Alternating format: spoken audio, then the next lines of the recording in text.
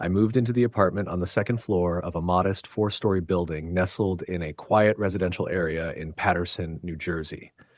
The place was dated, with cracked plaster in some of the corners and old radiators that clicked and groaned at night, but it had charm. Thick wood molding, original hardwood floors, and those tall, drafty windows I somehow found romantic. I was 27 at the time, freshly divorced, and just trying to start over. The rent was cheap, which probably should have been a red flag, but I was too exhausted from my previous life to care. All I wanted was a quiet place where I could gather myself again. From the very first day, something felt strange about the building. The neighbors I met seemed nice enough. There was Mrs. Dawson on the third floor, a sweet old lady who offered me her banana bread, Jerome, the building's janitor, who was quiet but helpful, and a single mom named Rena across the hall who had a 5-year-old daughter that always looked like she hadn't slept in weeks. But none of them mentioned the apartment next to mine, 2B. The door to 2B was always shut. I never saw anyone go in or out, and whenever I asked about it, people just shrugged. "Don't worry about that one," Mrs. Dawson said with a vague wave of her hand. "They keep to themselves." "They?" I asked. "Whoever lives there," she said, "or lived there." That ambiguity stuck with me. The first incident happened about 2 weeks after I moved in. I'd just gotten home from my evening shift and was making tea in the kitchen when I heard loud knocking from the wall I shared with 2B. At first, I thought it was just pipes or maybe someone hanging something heavy, but the knocks were deliberate. 3 sharp bangs, then silence. I waited. Then 3 more. I pressed my ear against the wall and heard nothing else. It gave me the creeps, but I figured maybe the tenant was just weird. The next night it happened again. Same time, around 11:30 p.m. 3 knocks. Pause. 3 more. I finally knocked back. Silence. And then softly a faint whisper. I couldn't make it out, but it came right from the wall. I slept with the lights on that night. A week later, I heard someone crying. It was quiet at first. I thought it might have been Rena's daughter, but the sound was too close. It was coming from 2B, the kind of crying that sounded like grief, muffled sobs, a woman's voice. I tried to ignore it, but it kept happening. Not every night, but enough that it was becoming normal. Crying at night, knocking, and that cold sensation I felt whenever I passed the door of 2B. I asked Jerome about it one day while he was fixing a pipe in the laundry room. "Hey, do you know anything about the person in 2B? He paused, turned slowly to me, and said, "That unit's been empty for 3 years." I blinked. "What do you mean? I hear things from there." He wiped his hands and shook his head. "No one's rented that place since the girl died." "What girl?" Jerome looked uncomfortable. "She was a college student, quiet, kept to herself. Her boyfriend killed her, strangled her in the living room, and left her there for a day before the neighbors called about the smell. They found him in the bathtub. He slit his wrists. The unit's never been the same." I didn't say anything. My mouth felt dry. "Look, I shouldn't have said anything," he added. "People start imagining things. Best not to pay attention." I couldn't stop thinking about it. The knocks, the crying, the voice. I thought about moving out, but I couldn't afford it. I tried to reason with myself. Maybe the sounds were coming from the pipes, or maybe it was just the building settling. But deep down, I knew better. One night in early October, something happened that I can't explain. I woke up around 2 a.m. to a scratching sound. It was faint but steady, coming from the wall again. I sat up and listened. It didn't stop. I got out of bed, walked over, and pressed my palm to the wall. The scratching grew louder. Then it stopped, and a voice whispered my name. Not just any whisper. It was my voice, mimicking me, but distorted like it came from deep underwater. "Samantha?" I stumbled backward and slammed my bedroom door. I didn't sleep the rest of the night. The next morning, I went to the building office. I asked to see the lease history for 2B. The clerk, an older man with liver spots and a mustache that didn't quite match his gray hair, was hesitant, but I begged. He finally pulled out a dusty file. The last tenant was a girl named Melanie Roth. 23, English major, lived alone. The notes indicated multiple noise complaints, crying, arguing, banging, but all from before the murder. The final entry was the police report, noting the discovery of both bodies. I asked if anyone had been in the unit since. "No one's touched it," he said. "It's sealed." Maintenance goes in to check the water lines, but that's it. That night, I heard footsteps in the hallway outside my apartment. I checked the peephole. The hall was empty. Then a soft knock came from my door. 3 knocks. I didn't open it. At 3 a.m., I was still wide awake when I heard the faint jingle of keys. I got up quietly and peered through the peephole again. The door to 2B was open. No one stood in the hall, but the door, normally locked and never opened, was ajar. I grabbed my phone and took a photo through the peephole. Then I went back to my room and called Jerome. He didn't pick up. The next morning, I checked my phone. No photo. The picture was completely black. That day, I saw Rena in the stairwell. She looked pale. "You heard it too, didn't you?" she said. "Heard what?" "The crying. The knocks." I nodded slowly. She rubbed her arms. "My daughter says she sees a lady sitting outside 2B at night. Says the lady doesn't have eyes." I didn't know what to say. A few nights later, I had a dream, or at least I thought it was a dream. I was walking through my apartment in the dark. Everything looked normal, except the front door was open. I stepped into the hall and saw 2B's door wide open, with flickering light coming from inside. I walked in. The apartment was freezing. The air smelled like rot and mold. The walls were covered in old wallpaper, curling at the edges, and the floor was sticky. As I stepped further in, I heard soft crying coming from the bedroom. "Melanie?" I called, though I didn't know why. The crying stopped. A figure stepped into the hallway. She was pale, soaked in blood, her neck bruised, her mouth open in a silent scream. Her eyes were wide and empty. She raised her hand and pointed at me. Then she lunged. I woke up on my living room floor, the front door still open. After that, I begged the landlord to let me break the lease. I didn't care about penalties. I packed everything I owned and moved back in with my sister until I could find a new place. But before I left, I had one last encounter. I went back up to grab a box I'd left. As I passed 2B, I noticed something different. The door wasn't just shut. It looked wrong. The wood was darker, warped, like it had aged 50 years overnight. I touched the handle. It was ice cold. Suddenly, I heard a voice whisper from the other side. It said, "Don't leave me." I dropped the box and ran. I never went back. A year later, I saw an article online about the building. A fire had broken out on the second floor. The source, Unit 2B. Investigators couldn't determine the cause. Witnesses claimed to hear a woman screaming before the flames erupted, though no one was inside. There were no casualties, but the building was condemned.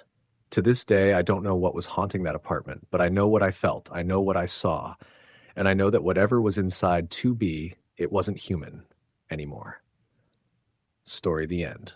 It was the summer of 2016 when I moved into a modest 2-bedroom apartment in a quiet, older neighborhood on the outskirts of Denver. I had just started my new job as a graphic designer at a boutique firm and was eager to start fresh in a space of my own. The apartment was in a 4-unit complex, 2 on top, 2 on the bottom. I was in the upper left unit, and the only immediate neighbor I had was the woman living in the upper right unit across the landing. Her name, according to the small silver mailbox, was M. Geller. The first time I saw her was the day I moved in. I was carrying boxes up the stairs when I heard a door creak open behind me. Turning around, I saw her, maybe in her late 50s or early 60s, thin, pale, and with gray-streaked black hair tied back loosely. She wore a long beige cardigan even though it was nearly 90 degrees out. Her expression was unreadable. "You just moving in?" she asked. "Yeah, just got the keys today," I said, setting down a box. She stared at me for a few seconds too long before speaking again. "Quiet building. Hope you like quiet." "I do," I replied, forcing a smile. "Nice to meet you." She nodded once and closed the door without another word. It was an awkward first impression, but I chalked it up to her being one of those reserved, older neighbors who kept to themselves. I didn't think much more about it until I started noticing strange things about her apartment. Her windows were always closed, curtains drawn tight, even during the day. Sometimes, very late at night, I'd hear soft, rapid tapping from her side, like fingernails on glass or wood. Other times, I'd catch the scent of something awful, like rotting meat or mildew, seeping under her door and into the hallway. I told myself it was probably old food or garbage. Still, something about it felt off. One afternoon, about 2 weeks after I'd moved in, I was heading out to run errands when I noticed her apartment door was ajar. I knocked lightly and peeked in. Hello? Ms. Geller? Everything okay? There was no response. I pushed the door open a little further and called again. The inside of her apartment was dim. Heavy curtains blocked out most of the light, and what little came through gave the living room a sickly yellow glow. The air smelled like something had died. I could make out furniture, old-fashioned, covered in dust. The walls were yellowed, wallpaper peeling in corners. The TV was on, but just static. Just then she appeared from the hallway leading to the bedrooms. Her eyes looked sunken, and she had what looked like dark smudges under them. Her cardigan was buttoned up all the way to her neck despite the summer heat. "Can I help you?" she asked, voice firm. "Your door was open. I just wanted to check if you were all right." She stepped forward and pushed the door closed gently but deliberately. "I don't need checking on," she said softly, then shut the door in my face. I went down the stairs with my heart thudding in my chest. I should have called someone, maybe a welfare check, but I didn't. She was an adult after all, and maybe just eccentric. Still, something was wrong. That night, the tapping started again, but louder, more erratic. I was lying in bed around midnight when I heard it, not just on the wall we shared, but also from the hallway. I got up, walked to my front door, and looked through the peephole. There she was, standing barefoot, her feet pointed inward, arms stiff at her sides, just staring at my door. Her head twitched to the left, then to the right, like a nervous tick. I didn't breathe. She stood there for almost a full minute before silently turning around and walking back to her apartment. The door closed quietly behind her. I barely slept. The next day, I spoke to the landlord, a middle-aged guy named Ron who rarely showed up unless rent was due. "Is everything okay with the woman in 3B? I asked. "She's strange. I saw her standing outside my door in the middle of the night." Ron looked puzzled. "Who? That unit's been empty since February." I stared at him. "What?" "Yeah," he said, thumbing through a folder. "Ms. Geller passed away. Stroke, I think. Quiet lady. Nobody found her for a week. Family never claimed the place. I've been meaning to rent it out, but with all the repairs it needs." I felt cold all over. "No, someone's living there." He raised an eyebrow. "Not unless it's a squatter, but no one's supposed to have keys." I left the conversation shaken. I knew what I had seen. I'd spoken to her. I had seen her inside. That evening, I came home and saw the door to 3B shut tight like always. Part of me wanted to knock, confront whoever or whatever was inside. But I didn't. I sat in my living room in silence, lights off, listening. The tapping began again around 11 p.m., and this time it was different, slower, heavier. Then I heard scratching, low, scraping sounds along the wall that separated our units. Then came a faint whisper, unintelligible but clearly a voice. I pressed my ear to the wall. All I could make out were fragments. Watching, hungry, she's not done. I backed away, heart racing. The next day I asked my downstairs neighbor, a young woman named Tasha, if she'd ever noticed anything strange upstairs. "Oh, you mean the ghost lady?" she said, almost jokingly. "What do you mean?" She hesitated. "I've lived here 2 years. Ever since the woman upstairs died, weird stuff's been happening. Lights flickering, cold spots, that smell, like something rotting, and footsteps, lots of footsteps above me. But I knew nobody was supposed to be living there." "Have you ever seen her?" Tasha nodded slowly. "Once. Late one night, I went to take the trash out. I saw her standing at the top of the stairs. I looked away for a second, and she was gone. The more I tried to ignore it, the worse things got. Lights in my apartment would flicker, even when I replaced bulbs. The tapping turned to pounding, fists slamming on the wall between our units, shaking the pictures on my wall. One night, my bathroom mirror shattered by itself. I found hair, long, black strands, clogging my sink, even though mine was short. Then came the dreams. I'd wake up drenched in sweat after vivid nightmares of her standing at the foot of my bed, eyes wide, mouth slack, whispering things I couldn't understand. In some of the dreams, she would crawl toward me, her mouth opening unnaturally wide. Once I woke up to find scratches down my arms, deep, angry red welts. I tried to move out. I told Ron I'd break the lease, but he wouldn't let me out without penalty. I didn't care. I started packing, desperate to get away. That night, I heard her again. Only this time, she wasn't tapping. She was inside. I was in my bedroom, lights off, trying to sleep, when I heard the distinct sound of someone walking across the living room floor. My heart stopped. I hadn't left the door unlocked. I grabbed my phone and turned on the flashlight.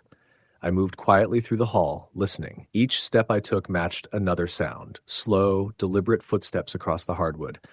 I turned the corner and flashed the light into the living room. Empty. Then I heard breathing. It was right behind me.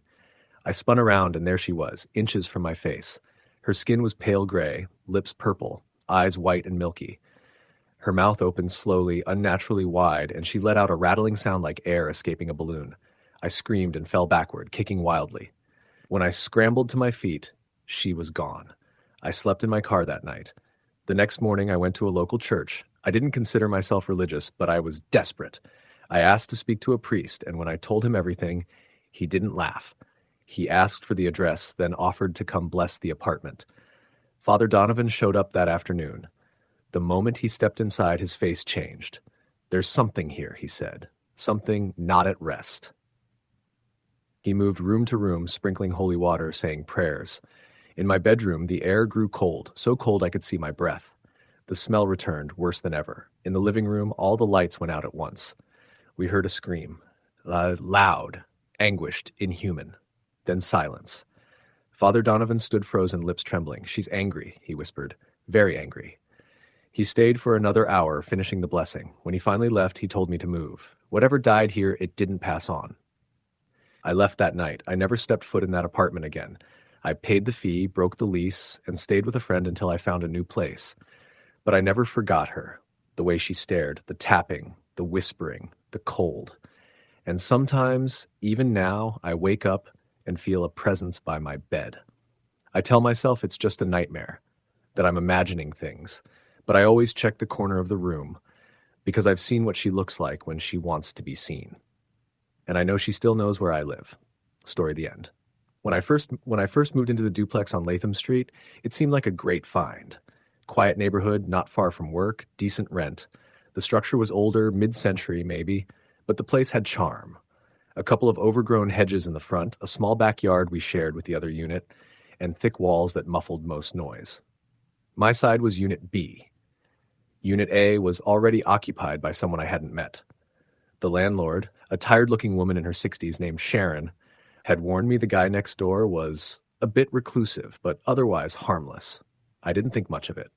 I moved in on a Saturday in late March. My friends helped haul the boxes in, and by sundown, we were all lounging on my living room floor with pizza and beers. No sign of the neighbor.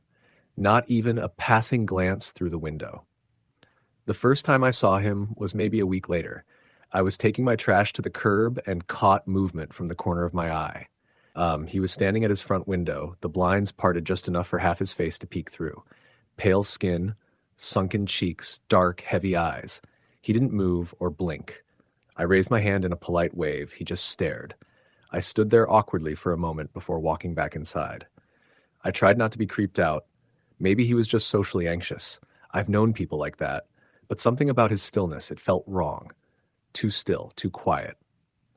Over the next couple of weeks, I'd occasionally catch him staring again, sometimes from the window, once from his front door, half open as if he'd just stepped out, though I never heard the door open. Never heard anything from his side of the duplex, actually. No footsteps, no TV, no music. Just silence. It wasn't until the third week that the weirdness really began. One night, around 2 a.m., I was jolted awake by a noise I couldn't place. Not loud, but sharp, like a chair scraping tile right against the shared wall between our units. I sat up and listened. Nothing, just the hum of my fridge and the occasional car in the distance.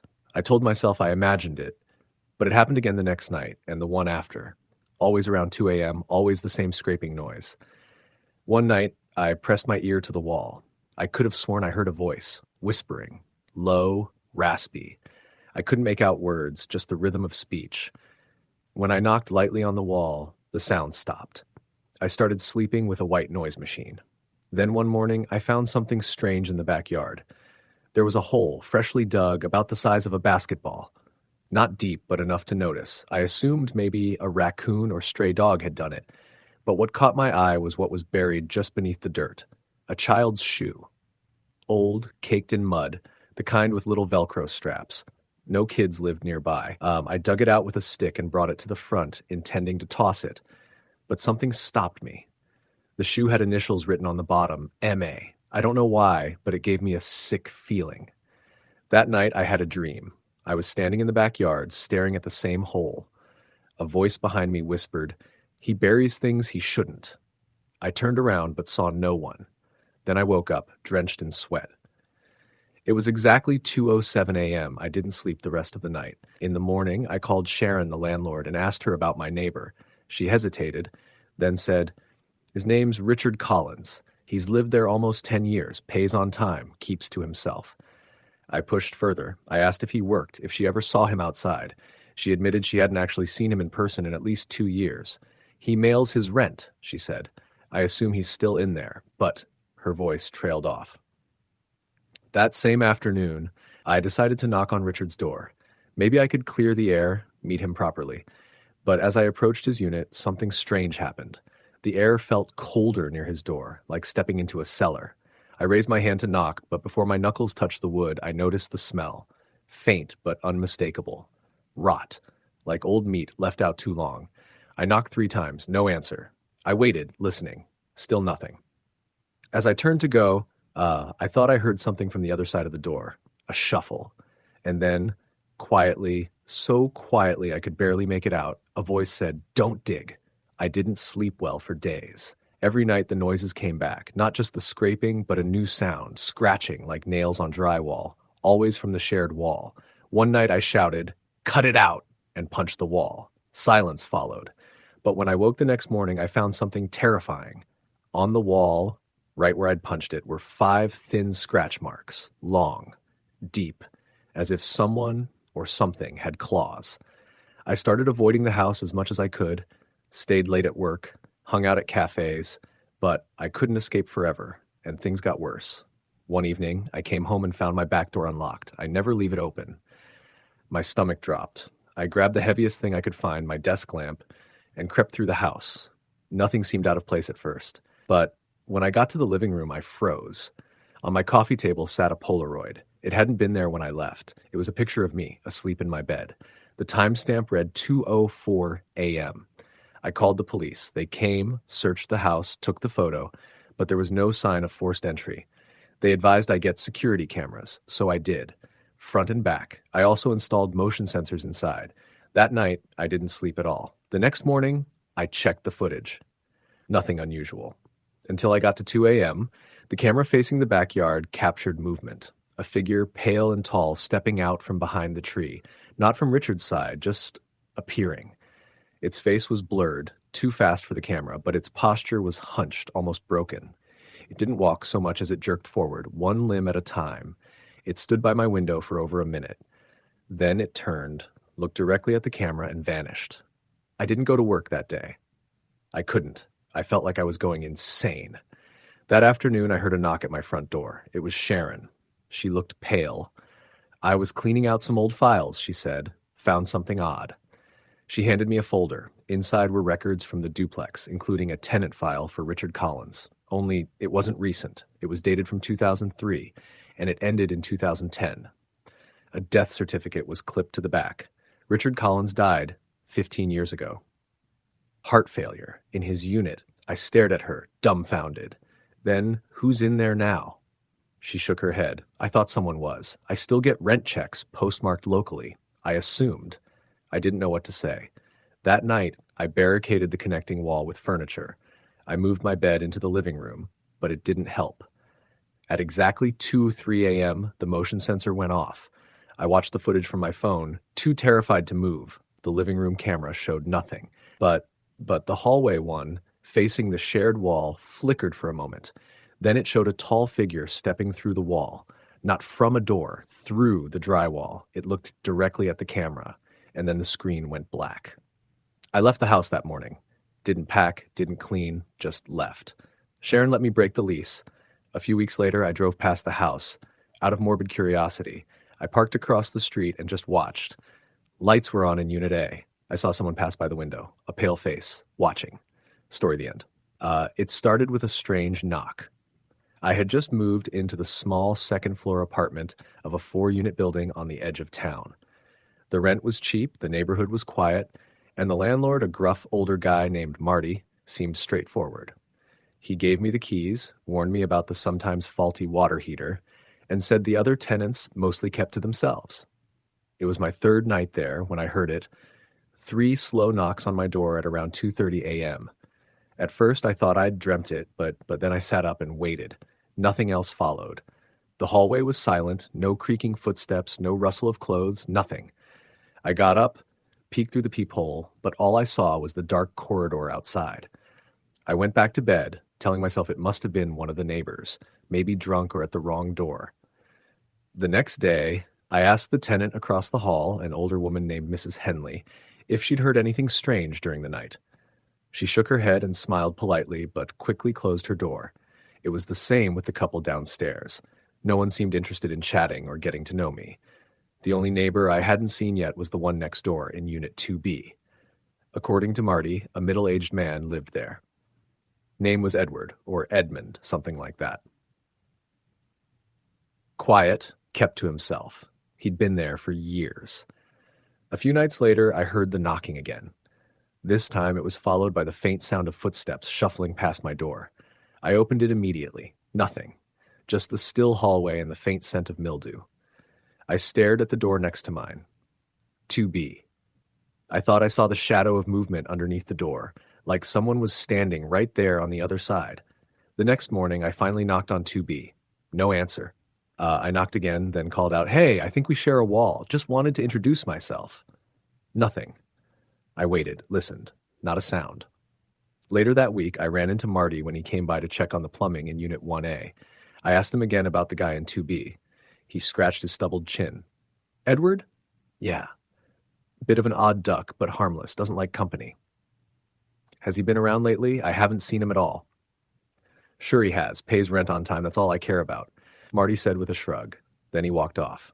That night, I was lying in bed around 1 a.m., and I started hearing scratching, light, intermittent scratching like fingernails on the wall. It was coming from the shared wall between my bedroom and 2B. It wasn't rats or pipes. It was too deliberate. Scratch. Pause. Scratch, scratch. I turned on the light. The sound stopped. I knocked on the wall. Silence. Then 3 knocks came back. I froze, hand still resting on the drywall. It wasn't loud, it wasn't threatening, it was just strange. I said, "Hello?" Even though I knew that was pointless. Nothing. The next morning I checked the hallway again. No movement, no sound from 2B. I crouched down and looked under the door. It was pitch dark inside. No shoes near the entrance, no flicker of TV light. I started paying closer attention to that apartment. I never heard footsteps inside. No water running, no door opening or closing. But sometimes, just sometimes at night, I would hear what sounded like muffled whispers through the wall. Not full sentences, not anything I could understand. Just low, incomprehensible murmuring that would go on for an hour or more. After 2 weeks of this, I left a note under the door of 2B. Just a simple message. "Hey, I'm your neighbor in 2A. Hope everything's okay. Just wanted to say hello." I added my phone number. Nothing. 3 days passed. Then one night, I heard it again, scratching, whispers, and the unmistakable sound of a low sob. This time, I knocked on the wall harder. The sobbing stopped. Then, faintly, I heard a whisper close to the wall. "He's in here." I backed away from the wall and stared at it like it had grown eyes. I didn't sleep that night. The next morning, I went down to Mrs. Henley again. She opened her door just a crack. "Sorry to bother you again," I said, "but do you know the guy in 2B? I haven't seen him once, but I keep hearing stuff from his apartment." Her face dropped. She glanced behind her like she was making sure no one was listening. "Edward died last year," she whispered. "What?" He hung himself in that apartment. They found him hanging from the bathroom light fixture. It took 2 weeks before anyone noticed the smell. Marty had the place cleaned out, but no one ever moved in after that. I stared at her, waiting for her to say she was joking. "You're telling me 2B is empty?" She nodded quickly and closed the door. I went straight to Marty. He looked irritated when I brought it up. "Yeah, Edward died," he said bluntly. "But I don't see how that's any of your business. You said someone was living there, that he was paying rent." I said I get the rent. Never said who it was from. He walked away before I could press further. I couldn't stop thinking about it. I knew what I'd heard. Footsteps, whispers, knocking. I even thought I'd seen movement behind the peephole. That night, I sat by my wall with the lights off. Around 2 a.m., I heard it, scratching, faint at first, then louder, moving from one end of the wall to the other. I turned on my recorder and pressed it against the drywall. And then, unmistakably, I heard the voice again. Let me out. I moved out the next morning. But before I left, I took one last look at the hallway. The door to 2B was slightly ajar. I had never seen it open before. I approached slowly, holding my breath. There was no sound coming from inside. I gently pushed it open with my foot. The air was stale. The apartment was bare. No furniture, no curtains, no smell of life. Dust covered the floor in thick layers, but across the wall opposite me, someone had scratched deep grooves into the drywall, long, ragged claw marks. Hundreds of them, all in the same spot where our bedrooms would have lined up. And on the wall, in faint pencil, he never left. I didn't step inside. I just shut the door and walked away. Marty didn't ask why I was leaving early, and I didn't tell him. But sometimes, when I'm lying in bed in my new place, I still hear it in the silence. The sound of someone scratching behind a wall that isn't there. Story the end. The first time I saw Mr. Delaney, he was standing motionless in his backyard, staring at the chain-link fence that separated his house from mine. It was late October, and the sky had turned that smoky, bruised purple that only seems to appear right before a thunderstorm. I had just moved into the neighborhood 2 weeks earlier, a small cul-de-sac in an older part of the city, where the houses were built in the late 60s. It was quiet, modest, and affordable, exactly what I needed after a rough divorce and a job transfer. Mr. Delaney lived alone in the house directly behind mine. His small, square yard was overgrown with knee-high grass and dotted with rusting lawn ornaments. There was a bird bath that had tipped over and never been fixed, and the remains of a greenhouse that looked like it had been shattered from the inside. I noticed him on that first afternoon dressed in a dirty wool cardigan and khakis, just standing there unmoving, his gaze fixed on the fence as though expecting something or someone to come through. I waved. He didn't wave back. The neighbor to my right, Karen, caught me outside a few days later while I was raking leaves. "You met the old ghost yet?" she said with a smirk, nodding toward Delaney's house. "Ghost?" I laughed. "He's real enough. I saw him the other day." Karen leaned in. "He doesn't talk. Been here forever, like 40 years or something. People say he's not all there anymore. His wife disappeared in the late 80s. No one ever found her. Some say she ran off. Others say she didn't. That made me pause. And no one looked into it? Oh, they did. Police were all over. Drones, dogs, news crews. Whole street was taped off, but nothing. He said she just went out and never came back. Not even a note." I didn't press further, but that stayed with me.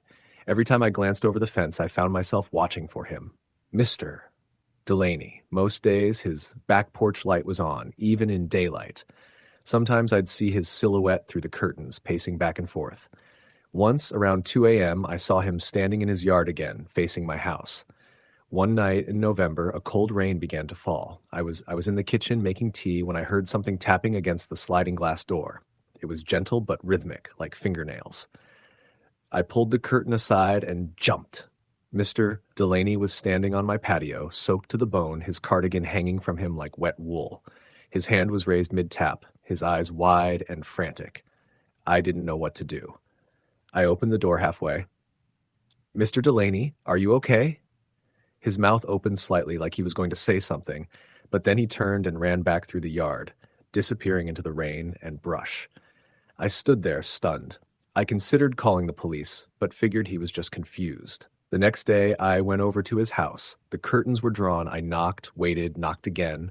Finally, I left a small note on the door, letting him know he was welcome to come over if he needed help. That night, I had trouble sleeping. Around 3 a.m., I was startled awake by a noise, like a heavy object dragging across a wooden floor. At first, I thought it was coming from inside my house, but then I realized it was outside, next door, Mr. Delaney's place. I sat up and strained to listen. It went on for another minute, then stopped. I was drifting off again when the sound of a woman screaming cut through the night.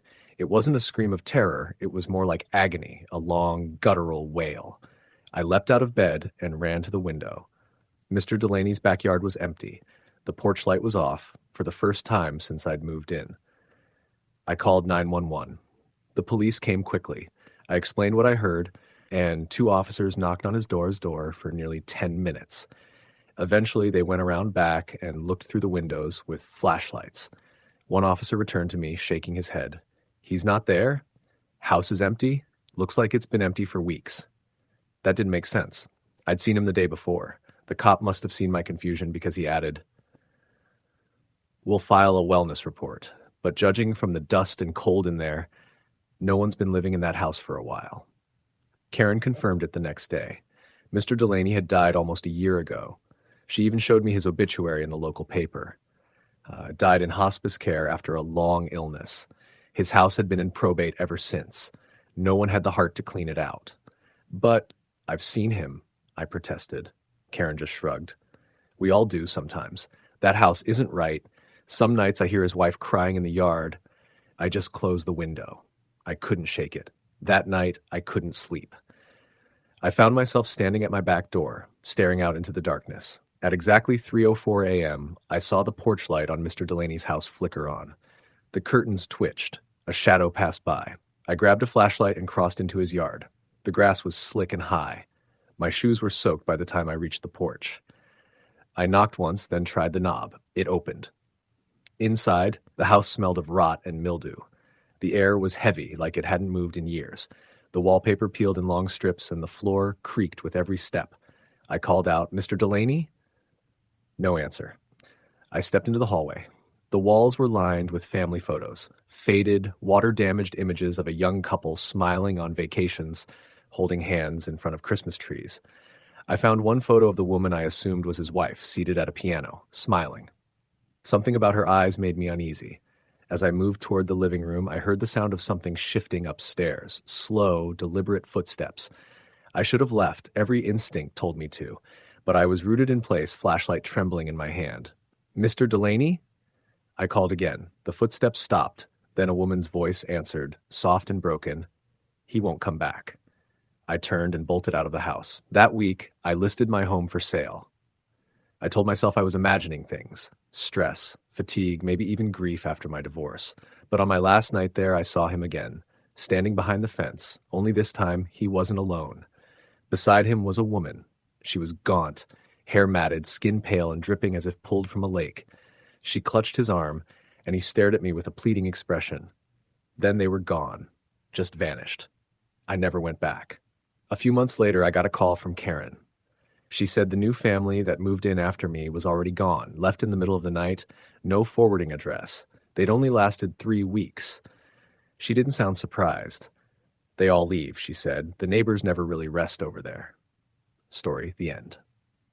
The neighborhood was supposed to be peaceful, a quiet stretch of suburban homes with tree-lined streets and neighbors who waved at each other from their porches. When I first moved in, I was thrilled to finally have a place of my own. The house was a small 2-story with peeling white paint and a creaky wooden porch. My neighbors seemed friendly enough, especially the woman next door, Mrs. Abernathy. She was an older lady, probably in her late 70s, with silver hair pulled into a tight bun and a penchant for wearing floral dresses even in the dead of winter. She smiled and greeted me warmly the first time I mowed my lawn. Things started off normal enough. I would see her sitting in her front window during the day, watching the world go by with an expression that sometimes seemed wistful, sometimes sharp. She was quiet, but polite when we crossed paths. She even offered me a pie once, which I politely accepted. But the strange things began almost immediately. It was subtle at first. I'd hear faint noises coming from her side of the duplex late at night, soft shuffling, the occasional tap on the wall we shared, but whenever I looked out, the porch was empty and the lights were off.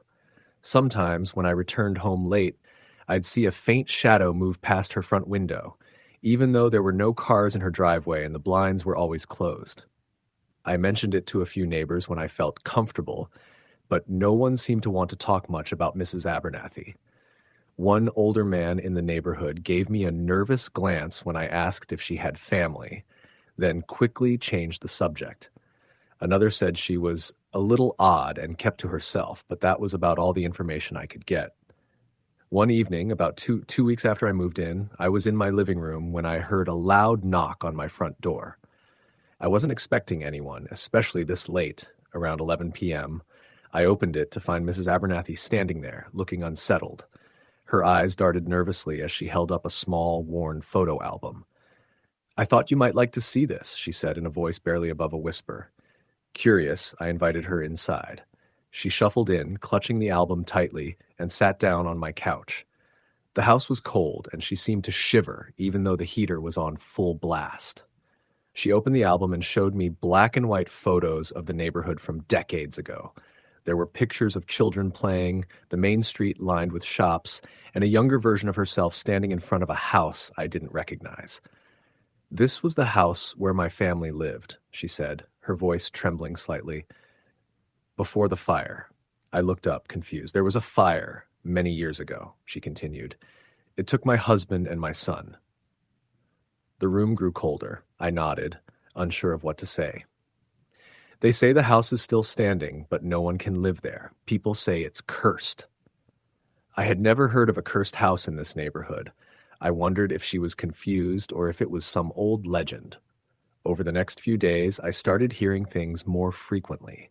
Whispers from next door when the house was supposed to be empty, cold drafts that came from the direction of Mrs. Abernathy's porch even when the windows were closed, and the persistent feeling of being watched.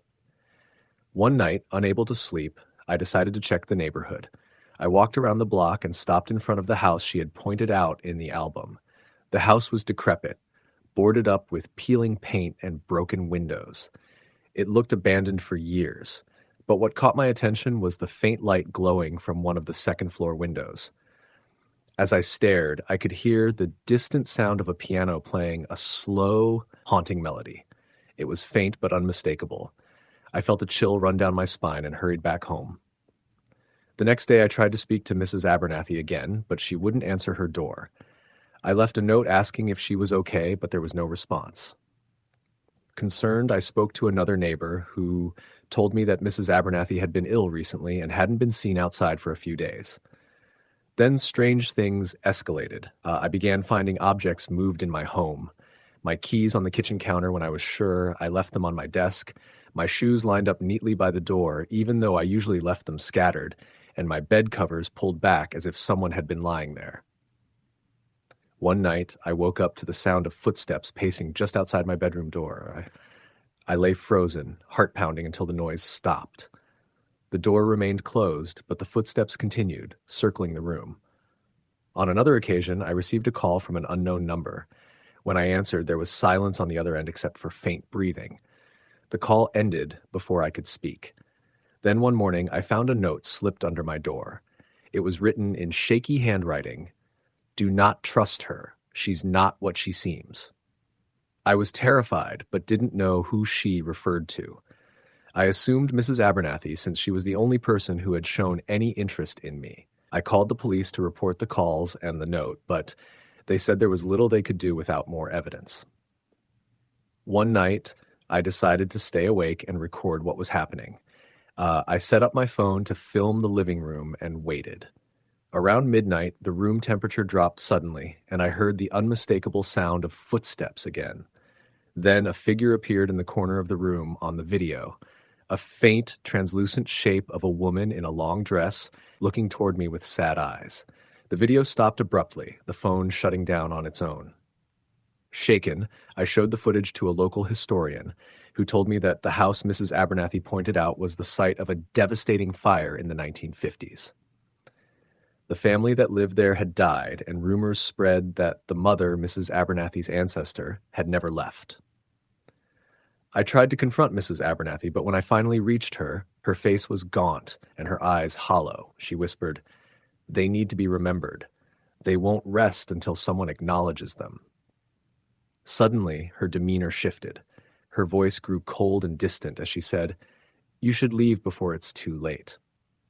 I moved out within a week. The new tenants in my old house told me later that they sometimes saw a woman watching from the second-floor window of the abandoned house, and on quiet nights, you could hear a piano playing far off in the distance.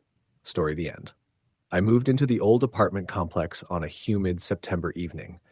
The kind of place that looked charming in the daylight but wore its age and secrets heavily once the sun dipped below the horizon. It was a small building, 3 floors, with peeling paint and creaky wooden stairs.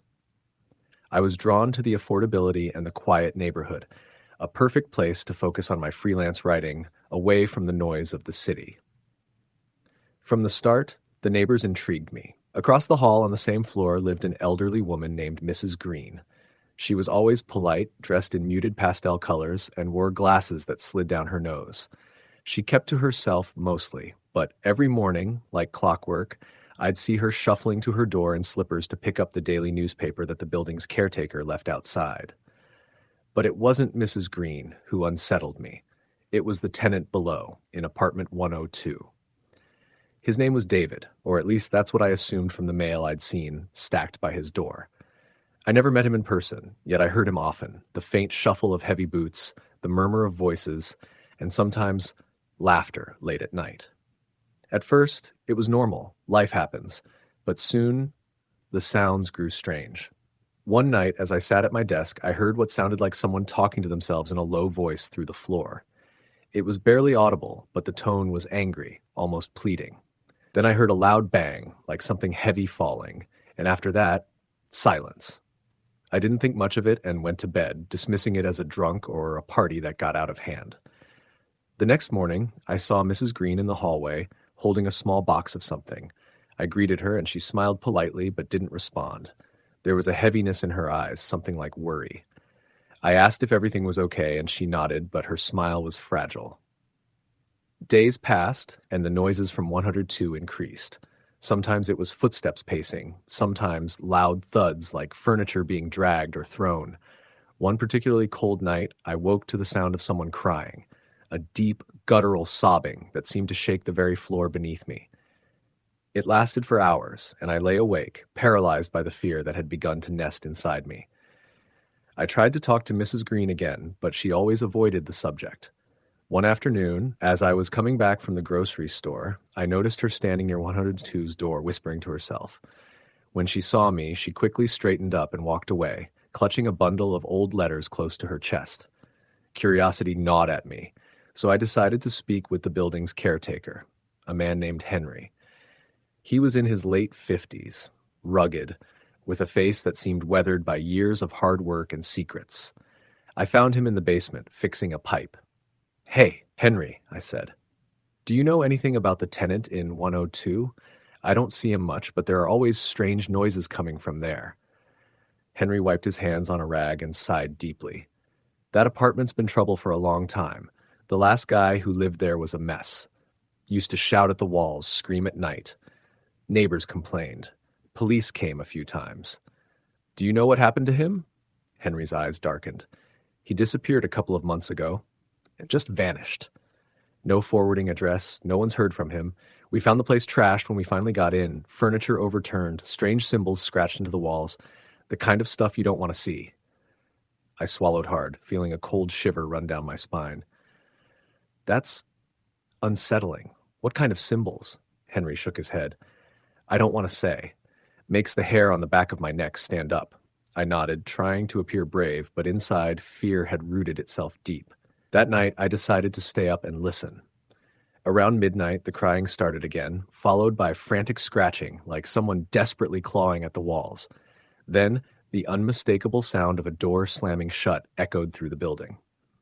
The next morning, the mailbox for 102 was overflowing with letters and packages. Among them was a faded envelope addressed to the tenant. I picked it up and noticed the return address was from a mental institution halfway across the state. My hands trembled as I opened it. Inside was a letter from someone named David, claiming he was trapped inside his own mind, haunted by things he couldn't escape. The letter was rambling, incoherent at points, but the final lines were chilling.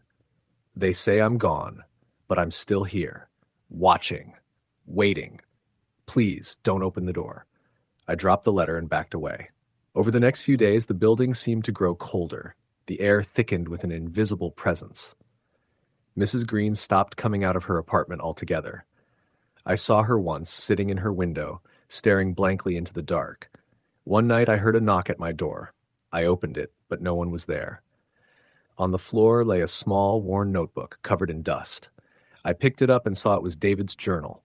The entries were filled with paranoia, mentions of voices and shadows. He wrote about a neighbor who wasn't really there, someone watching him from across the hall. The descriptions matched the woman in 203, Mrs. Green. The last page was smeared with what looked like blood. I realized with growing horror that the noises, the disappearance, and the strange atmosphere were connected to more than just mental illness. Something unseen lurked between the walls, something tied to the building itself. One night, the scratching became pounding. I saw shadows moving along the hallway walls, twisting and elongating unnaturally. The knocks returned, now frantic and desperate, coming from all directions. I fled the apartment, never to return. Months later, I heard from a friend that Mrs. Green had moved out suddenly, leaving all her belongings behind. The building was vacant for weeks until new tenants arrived. But some say, if you pass by at night, you can still hear the crying and scratching. And if you listen closely, the walls whisper warnings to stay away. Story the end. Moving into a new neighborhood always comes with its share of stories. Some of them funny, some eerie, some downright unsettling. I never believed in ghosts or anything supernatural, but what I experienced living next to my neighbor in that quiet suburban area changed all that.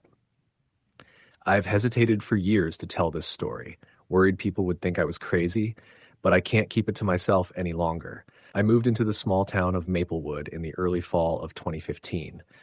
It was a fresh start after a rough patch in my life. The house was a modest 2-story with a faded red door and an overgrown garden that needed attention. The neighborhood was peaceful, filled with families and elderly folks who seemed to know each other well. My neighbor on the left was an older man named Mr. Halloway, who lived alone. I had never met anyone living on the right side because the house was abandoned, or so I thought. The first time I saw Mr. Halloway was on moving day. He was out in his front yard wearing a worn-out cardigan and a baseball cap that had seen better days. He gave me a nod but didn't say much. I thought he was just shy or perhaps a man of few words. For the first couple of weeks, everything seemed normal. I was busy unpacking, fixing up the garden, and settling in. But at night, strange things began to happen. I'd hear footsteps outside my bedroom window, slow, deliberate, pacing back and forth. I'd look outside and see nothing. I told myself it was probably a raccoon or some neighborhood cat. One evening, I decided to walk over and introduce myself properly to Mr. Halloway. When I got to his porch, the door was cracked open. I called out, but no answer. The living room lights were off, and the house looked deserted. I assumed he was out running errands. Days passed, and I started noticing more odd things. The garden fence between our houses, which had been standing firm, was suddenly slightly ajar one morning. On another occasion, I found small stones arranged in strange patterns on my doorstep. I mentioned these incidents to Mr. Halloway when I finally caught him in his yard, but he waved me off with a vague, "Probably kids messing around." One night, I was jolted awake by a loud banging on the side of my house. I rushed to the window and looked out. The yard was empty, the street quiet, no cars, no people. The banging came again, this time from the fence that separated my yard from the abandoned house next door. My heart raced, and I grabbed my phone to call the police. Before I could dial, the banging stopped abruptly. There was silence, too heavy, too unnatural. Then a shadowy figure appeared near the fence. It was tall, thin, and its outline was blurry, like smoke. It looked toward my window for a moment, and I swear it was staring right at me. I slammed the curtains shut and locked every door and window in my house. Sleep didn't come that night. The next morning, I went to the abandoned house next door.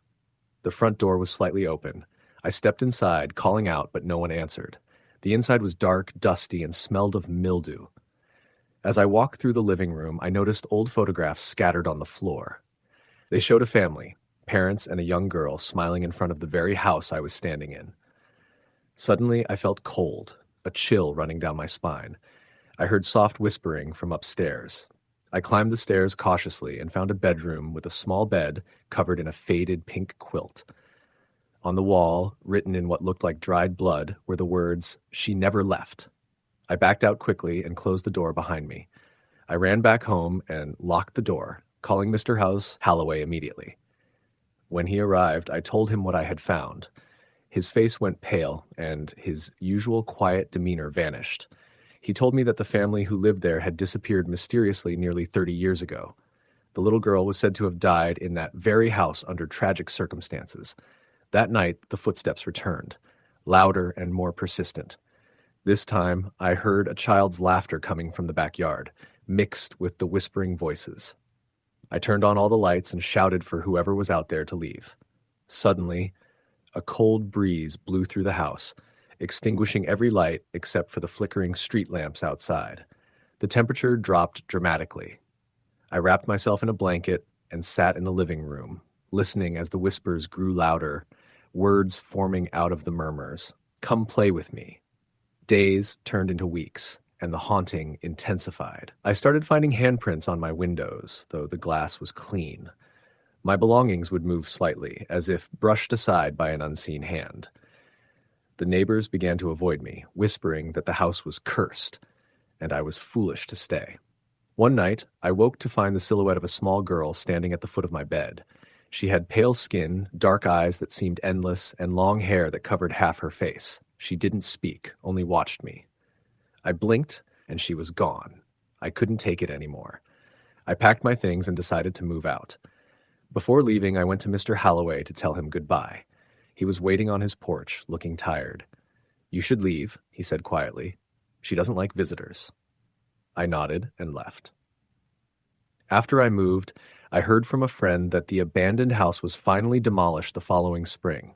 A construction crew had found a small skeleton buried under the floorboards, believed to be the missing girl. The town held a small memorial. I haven't lived in Maplewood since, but sometimes when the wind is just right and I'm alone in my new place, I swear I hear faint footsteps and the soft laughter of a child outside my window. Story the end. The first time I noticed something was off about my new neighbor, I chalked it up to the fact that I'd just moved into a neighborhood where I didn't really know anyone yet. It was late fall, early November, and I had just settled into my new apartment on the second floor of a small 2-story building in a quiet suburban area.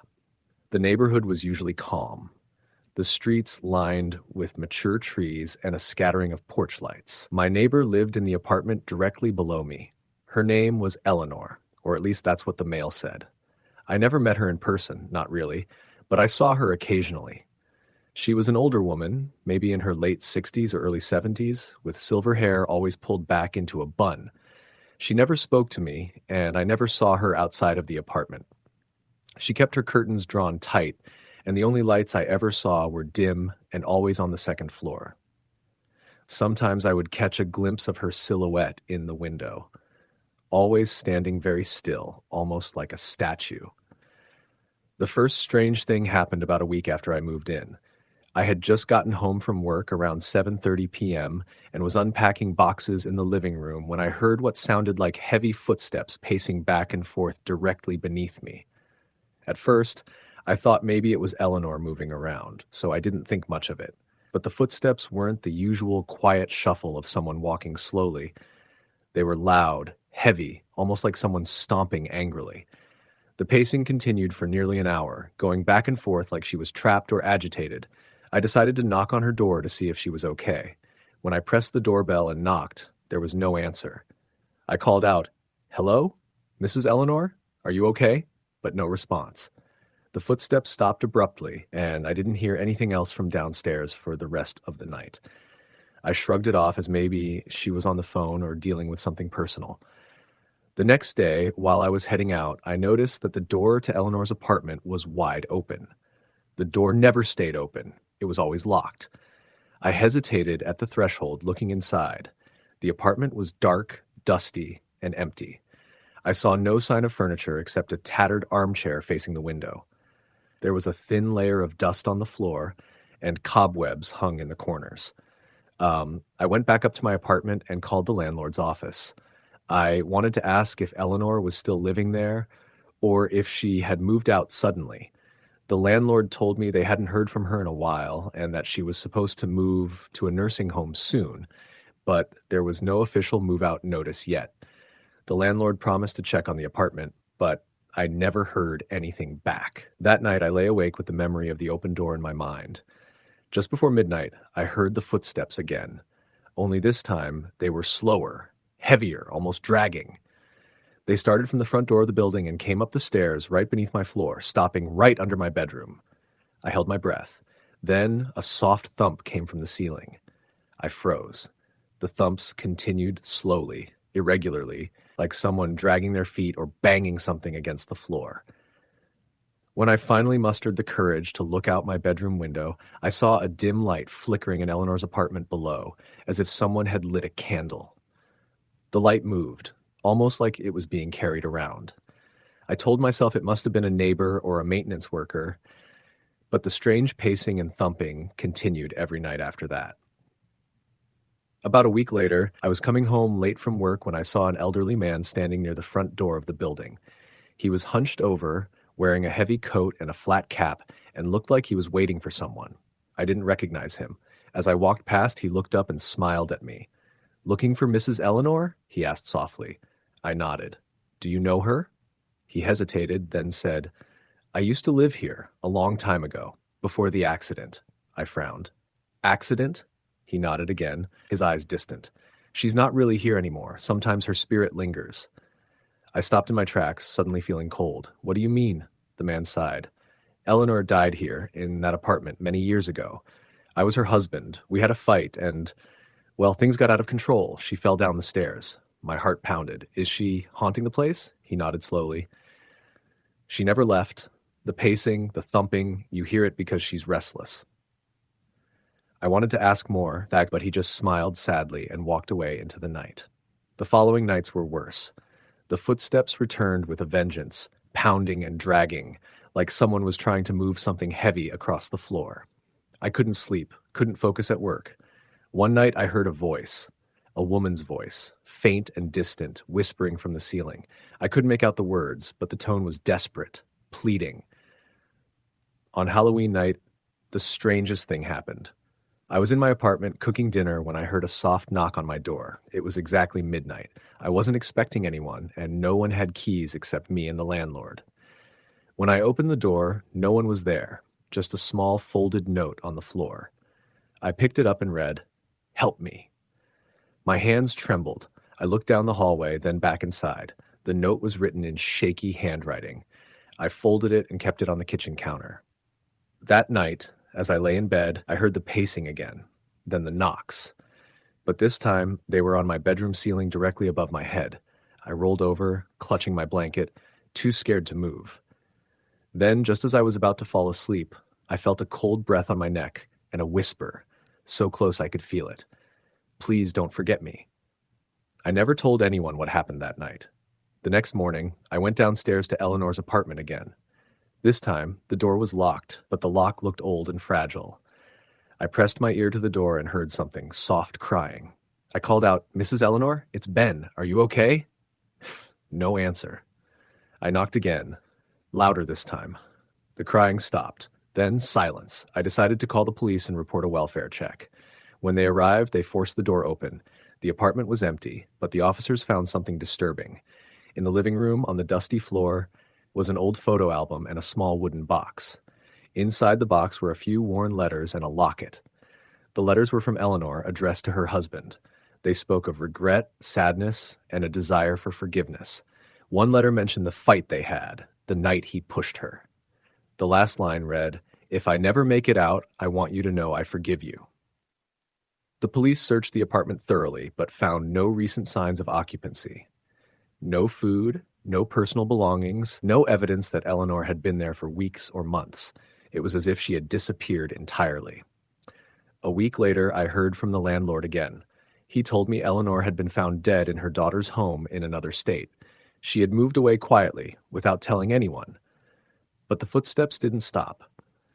The pacing continued every night beneath me, the soft crying and the desperate whispers.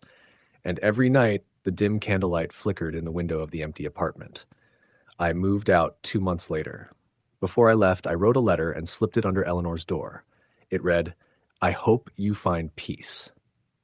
The night I left, I heard one last knock, 3 slow knocks on my front door. When I opened it, no one was there. Sometimes when I visit my parents or come back to town, I drive past the old building. The apartment below mine still sits dark and empty, But every time I pass, I swear I see a faint silhouette standing at the window, watching, and I wonder if Eleanor is still waiting, pacing the floors, begging for someone to hear her. Story the end. I moved into the small duplex in a quiet neighborhood just outside Cleveland during the late summer of 2017. It was the kind of place you see in movies, rows of similar houses lined up neatly along tree-lined streets, kids playing on sidewalks, neighbors chatting over fences. My unit was the right half of the duplex, and the left half was occupied by a man named Harold. I didn't know much about Harold at first. He was an older gentleman in his 60s or 70s, quiet and mostly kept to himself.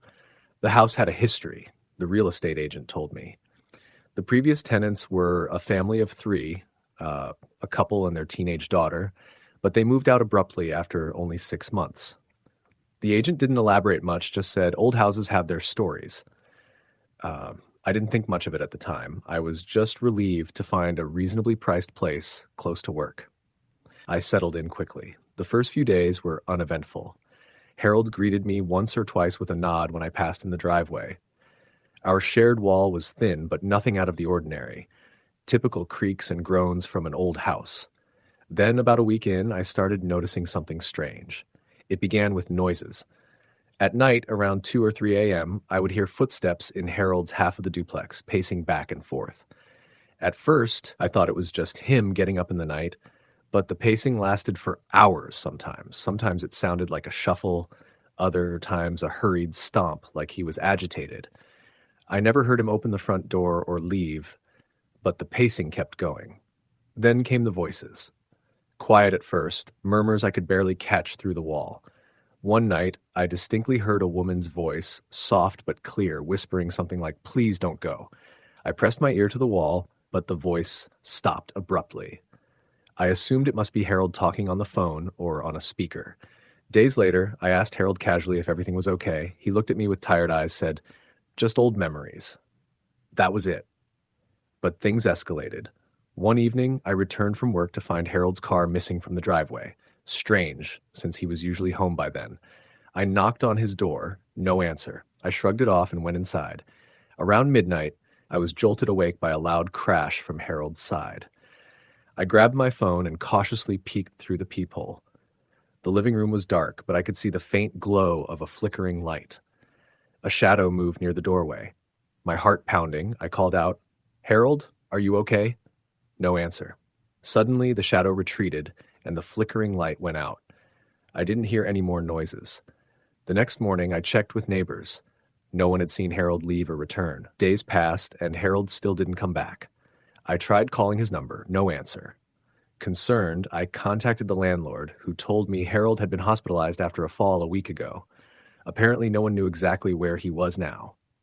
While all this was going on, I started noticing more odd things. At night, lights would flicker on Harold's side without explanation. I heard piano music faintly, even though I knew Harold didn't play piano. Sometimes, I'd find the door to his unit slightly ajar when I came home, though I was sure I'd locked it before leaving. One night, I woke up to find the hallway light outside my door shining brightly. When I stepped out, the entire left side of the duplex was bathed in a cold, unnatural glow. I followed it toward Harold's door. The door was wide open. Inside, the air was icy. I stepped in cautiously. The living room looked untouched, except for an old photograph on the mantel that hadn't been there before. It was a sepia-toned picture of a young woman, maybe in her early 20s, standing in front of the duplex. The woman looked familiar. I recognized her later when I looked through old news archives online. Her name was Evelyn.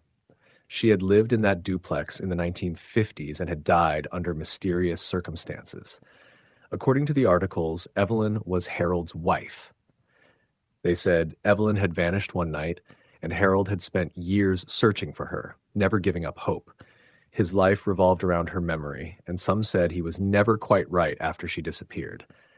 That explained the pacing, the voices, and the piano music. It was Evelyn. But what was she doing now? One night, I decided to stay up and watch Harold's side of the duplex. At around 2 a.m., I saw a figure appear in the window, a woman in a long white dress looking lost. Her face was pale, eyes hollow. I blinked, and the figure vanished. Terrified, I backed away, but curiosity pushed me to investigate more. Over the next weeks, I researched Evelyn's story. I found an old diary she had kept, describing a troubled marriage, mysterious visitors in the night, and a fear she couldn't explain. One passage stood out. I hear his footsteps pacing at night. I want to come home, but I am trapped somewhere between the walls. I began to suspect Evelyn was trapped in the house, maybe between life and death, and Harold's pacing was his desperate attempt to keep her memory alive. Then came the strangest night. I woke up suddenly to the sound of sobbing from the shared wall. It was Evelyn's voice, soft, heart-wrenching. I pressed my hand to the wall and whispered, "Evelyn, are you there?" The sobbing stopped. Then I heard a whisper, clearer than ever, "Help me." That was the last straw. I called the landlord and asked if the duplex had ever undergone any renovations, specifically on the shared wall. He said no, but he seemed uneasy. I called a local historian who told me the duplex was built on land that once held an old cemetery.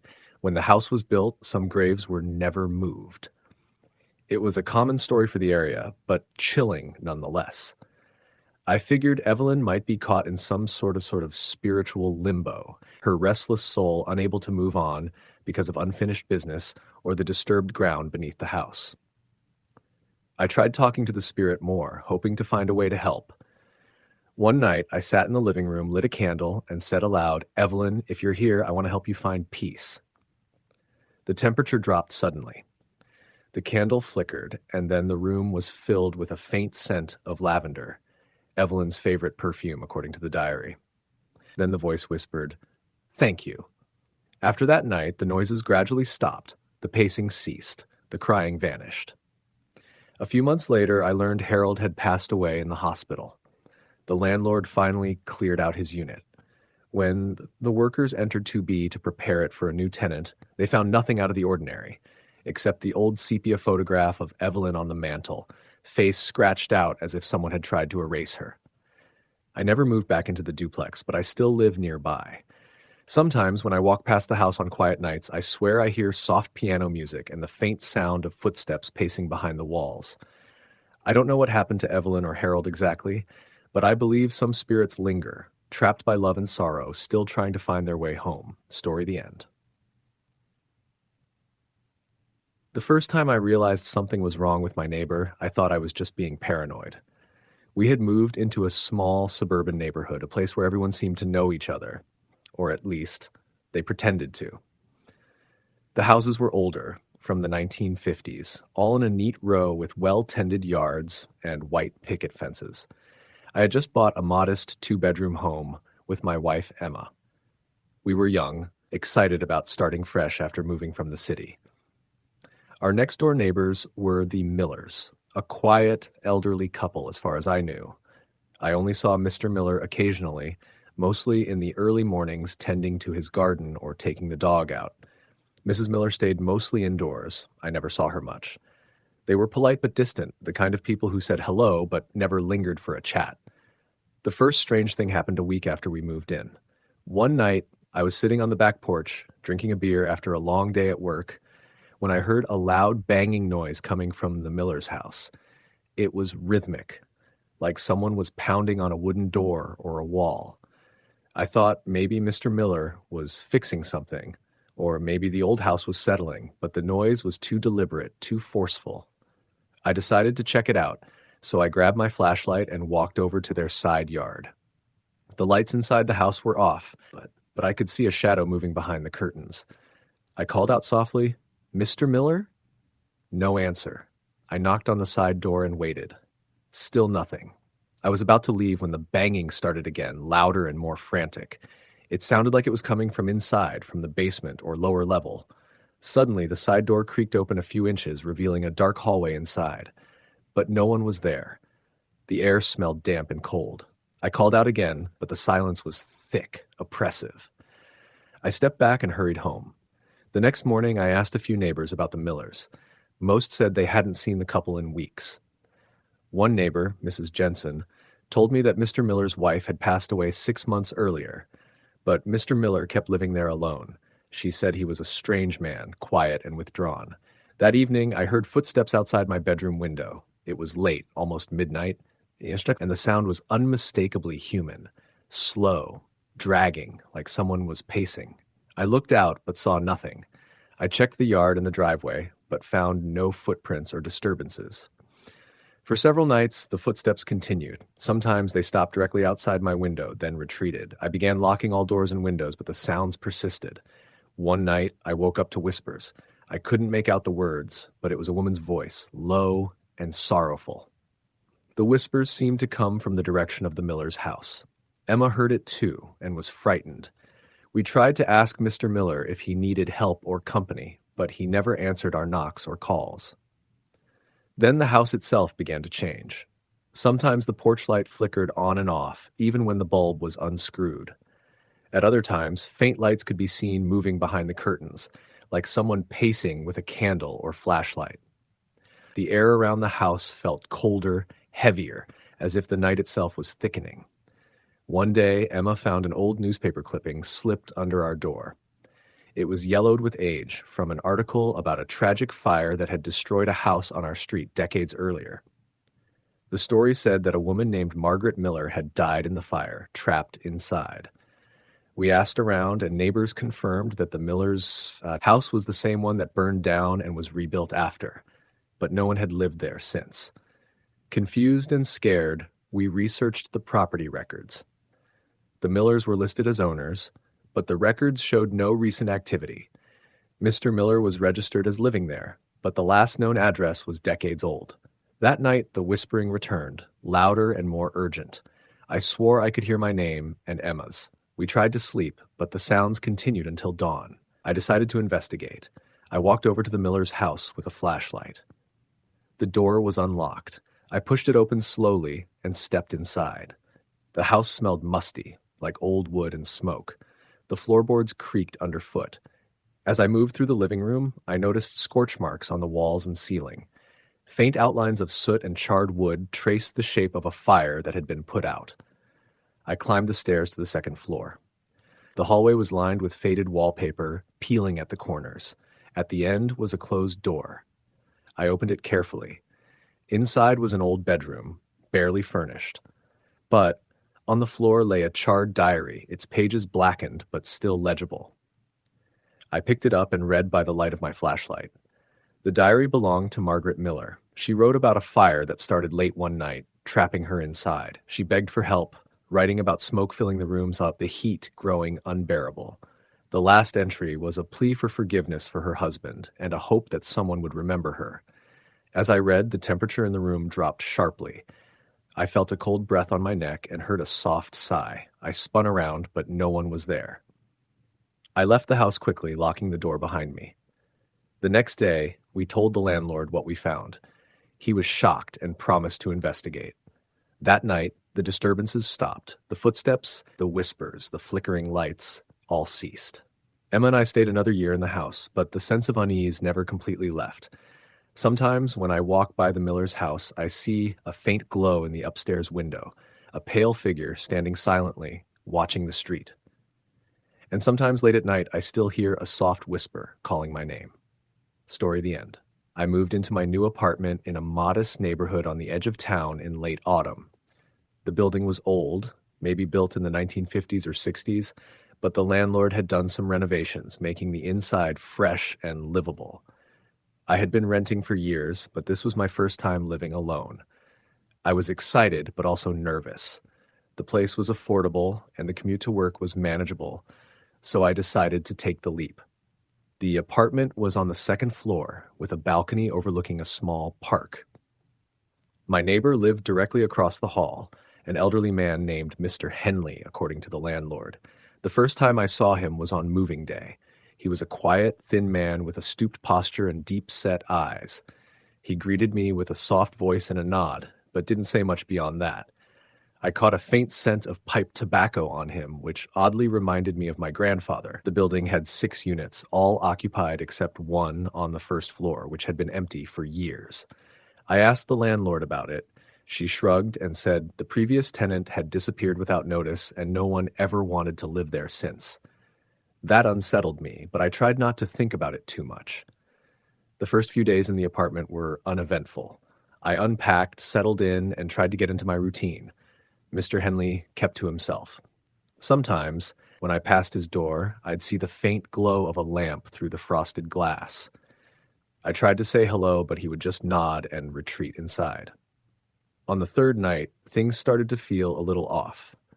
I was reading in bed when I heard a faint tapping on my wall, the one shared with Mr. Henley's apartment. The tap, tap, tap was soft and irregular. At first, I thought it was plumbing or something settling in the old building, but then it stopped as suddenly as it had started. I didn't think much of it and fell asleep. The next morning, I found my door ajar. I was certain I had locked it the night before. My heart jumped, but nothing was missing. Just the door slightly open, swinging in the early morning breeze. I checked the locks and bolted it tight. I told myself I must have been careless. Later that day, I tried to talk to Mr. Henley again. I knocked on his door, but no answer. The light inside was off. Strange, since I'd always seen a light on at night. I shrugged it off. That night, the tapping returned, this time louder and more persistent. It wasn't random anymore. 3 taps, pause. 3 taps, pause. Tap, tap, tap. Tap, tap, tap. It went on for minutes, relentless. I banged on the wall in response, yelling, "Stop that!" The taps stopped abruptly. Silence. I was shaken but managed to fall asleep. The next day, I tried to ignore it. I went to work distracted. But something gnawed at me. Mr. Henley never came out or answered the door. The mail started piling up in his box. The building manager said he hadn't seen Mr. Henley leave in days. A week passed, and the tapping continued every night at exactly 2:15 a.m. It became a haunting ritual. I tried to ask the landlord if anyone else had experienced it. She only gave me a sad look and said, "He's been living there for over 50 years. He doesn't like visitors." One evening, I found myself unable to resist. I brought a flashlight and my phone and knocked on his door late at night, right before the tapping started. No answer. I turned the knob. Unlocked. The door creaked open. Inside, the apartment was dark and cold. The air smelled musty, like it hadn't been aired out in years. I called out, "Mr. Henley?" No response. I stepped inside cautiously, shining the flashlight around. The living room was frozen in time. Newspapers from the 1970s lay on a table, a pipe resting on an ashtray filled with cold ashes. A coat hung on a rack by the door, covered in dust. The furniture was old and threadbare. It felt like stepping into a time capsule. I moved towards the bedroom. The door was cracked open. Inside, I saw a thin, gray figure sitting in a rocking chair. He didn't turn his head, just stared ahead. My throat went dry. The figure's skin was translucent, almost glowing faintly in the dark. I dropped the flashlight. The figure finally turned his head toward me. Hollow eyes met mine. "I'm sorry," he whispered. "I didn't mean to scare you." I stumbled back, heart pounding, and slammed the door shut. I ran out of the apartment, locking the door behind me. I barely slept that night. The next day, I told the landlord what I'd seen. She nodded slowly. "Henry Henley died 20 years ago. Heart attack. Nobody told you?" I shook my head. He was a good man, very lonely in his later years. Some say he never left. Some hear him knocking. I didn't want to believe it, but the evidence was too strong. From that day on, the tapping stopped. But sometimes, late at night, I would hear a soft creak outside my door, or a faint voice whispering through the walls, calling my name. Benny, my dog, would growl at the door and refuse to go near it. I moved out 6 months later, leaving the apartment and the ghostly neighbor behind. Even now, when I pass the old building, I sometimes glance up at Mr. Henley's window and swear I see a faint light flickering inside. Story. The end. The first time I noticed something strange about my neighbor was almost a year after I moved into my new apartment complex. I had lived there comfortably, in a small but decent unit on the second floor of a 3-story building. The neighborhood was quiet, mostly families and older couples who had lived there for years. Nothing out of the ordinary ever happened. At least, that's what I thought. My neighbor lived in the unit directly across the hall from mine, apartment 2B. I only knew him as Mr. Cole, though I never actually met him. From what little I gathered, he was an elderly man, probably in his late 70s or early 80s. The few times I caught glimpses through his window, I saw him sitting at a small table, sometimes reading, sometimes just staring out. He was quiet, never made noise, and mostly kept to himself. At first, I thought that was fine. Everyone needs their space, especially older people. But then odd things started happening. It began with little noises at night. I would be lying in bed, trying to fall asleep, when I'd hear faint tapping coming from the wall that separated our apartments. At first, I thought it was just the building settling. Old buildings creak and pop. It's normal, right? But the tapping got more persistent. It wasn't random anymore. It almost sounded like deliberate knocks. Sometimes it would be slow, like someone rapping lightly, almost trying to send a message. Other times, it was faster, more urgent. I didn't want to think about it too much. Maybe he was lonely, trying to communicate or call out for help in some way. But when I mentioned it casually to a friend, she laughed it off, saying it was probably just my imagination. One evening, I came home late after a long day at work. I was tired and wanted nothing more than to shower and crash. As I unlocked my door, I heard a faint humming coming from across the hall. It was soft but unmistakable, a low tune, almost like a lullaby. Curious, I pressed my ear against the door to 2B. The humming stopped abruptly. A chill ran down my spine. I waited for a moment and then knocked lightly. "Mr. Cole, are you home?" No response. I tried again, louder this time, but silence. The door was shut tight. The next morning, I bumped into the building manager, Mrs. Jenkins, in the hallway. "Have you seen Mr. Gideon Cole around lately?" I asked. She paused, then gave me a strange look. "Mr. Cole," she said slowly. "Honey, he's been gone for almost a year now." I blinked.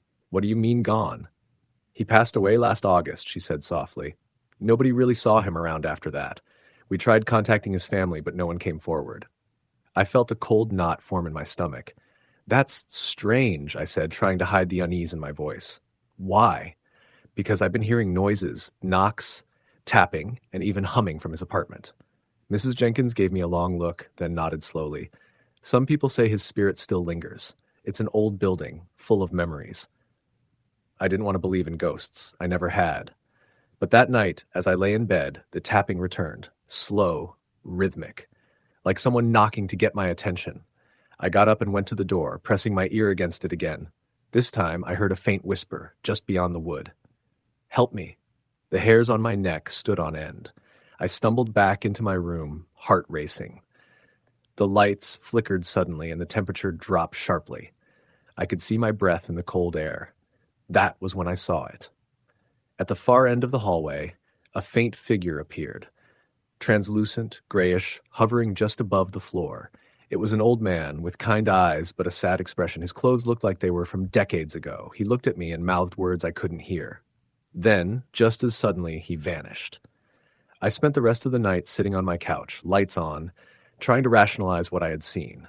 Maybe it was a trick of the light or my tired mind playing games. Over the next few days, the activity increased. Doors in the hallway would creak open and slam shut with no wind. I found cold spots near his door that no heater or fan could explain. Sometimes late at night, I would hear soft footsteps pacing back and forth in the empty hallway. One night, I decided to record the noises with my phone.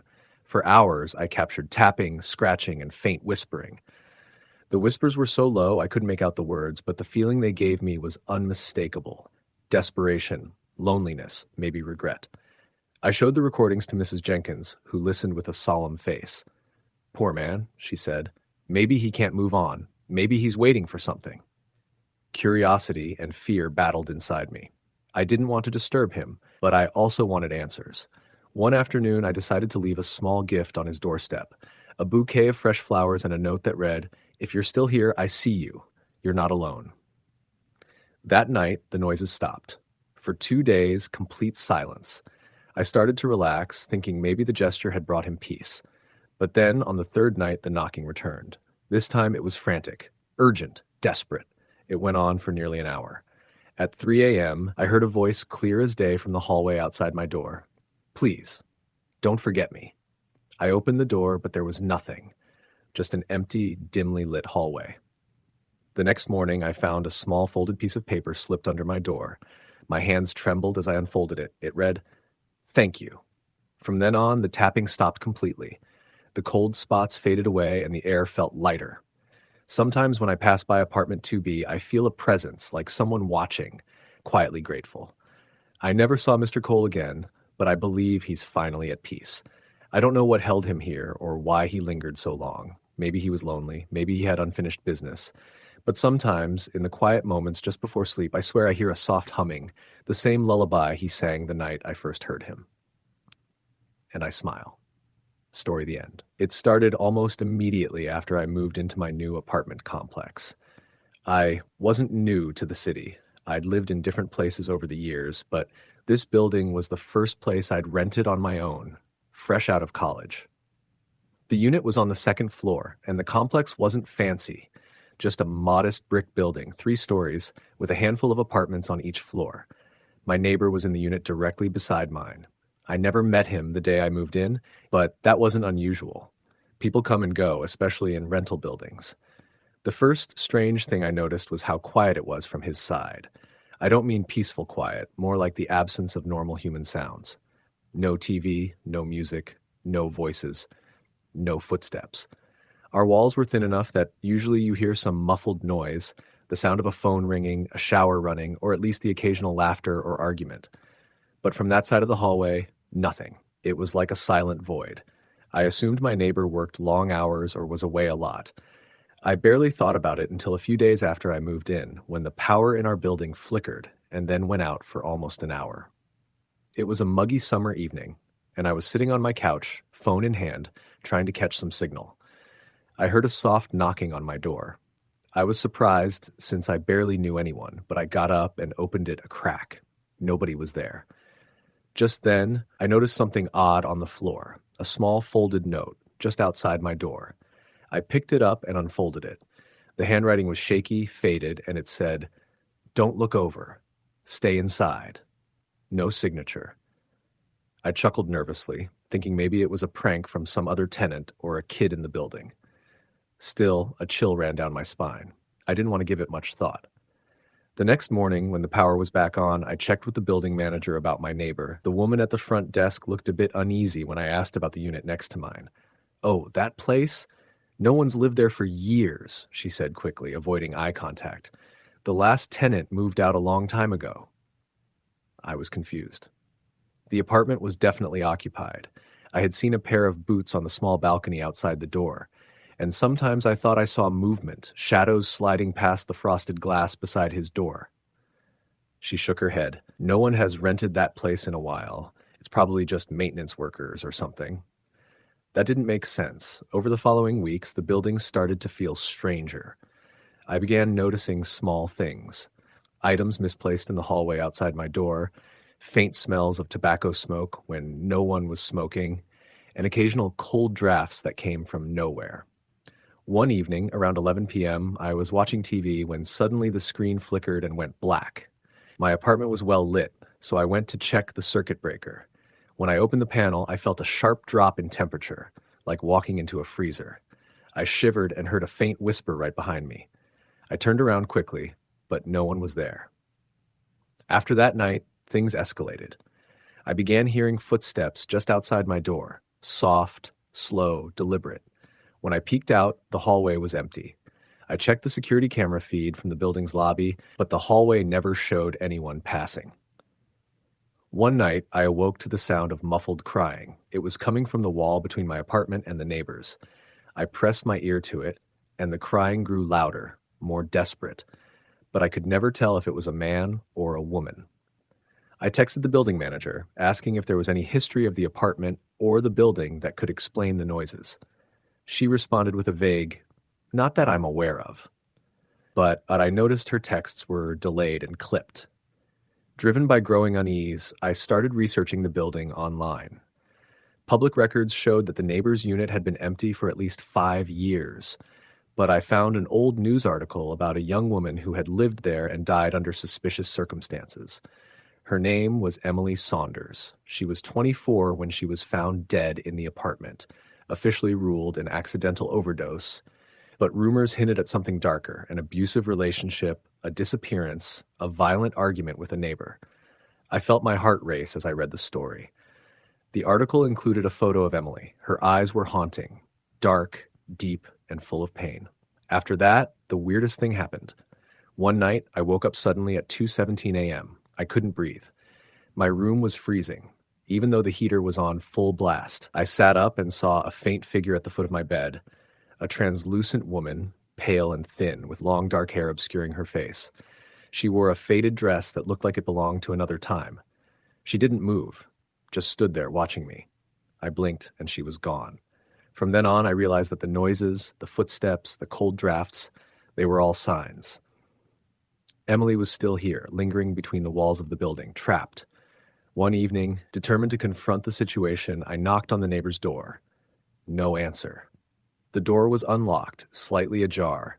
Heart pounding, I pushed it open and stepped inside. The apartment was dark and musty. The wallpaper peeled, furniture covered in dusty sheets. I shone my phone's flashlight around and suddenly heard the crying again, coming from the back room. I walked slowly, each step stirring up dust. When I reached the bedroom, the door was closed. I hesitated but pushed it open. Inside, the window was open, letting in a faint breeze. The room was empty except for a small wooden box on the floor. I knelt and opened it. Inside were old photographs, letters, and a diary. I began to read the diary. It was Emily's. Her handwriting shaky, the entries filled with pain, fear, and desperation. She wrote about a man next door who would watch her, threaten her, control her. She begged for help in the last entries. As I read the last page, a sudden coldness swept over me. The lights flickered. A voice whispered my name. The diary snapped shut on its own. I dropped it and ran out of the apartment, locking the door behind me.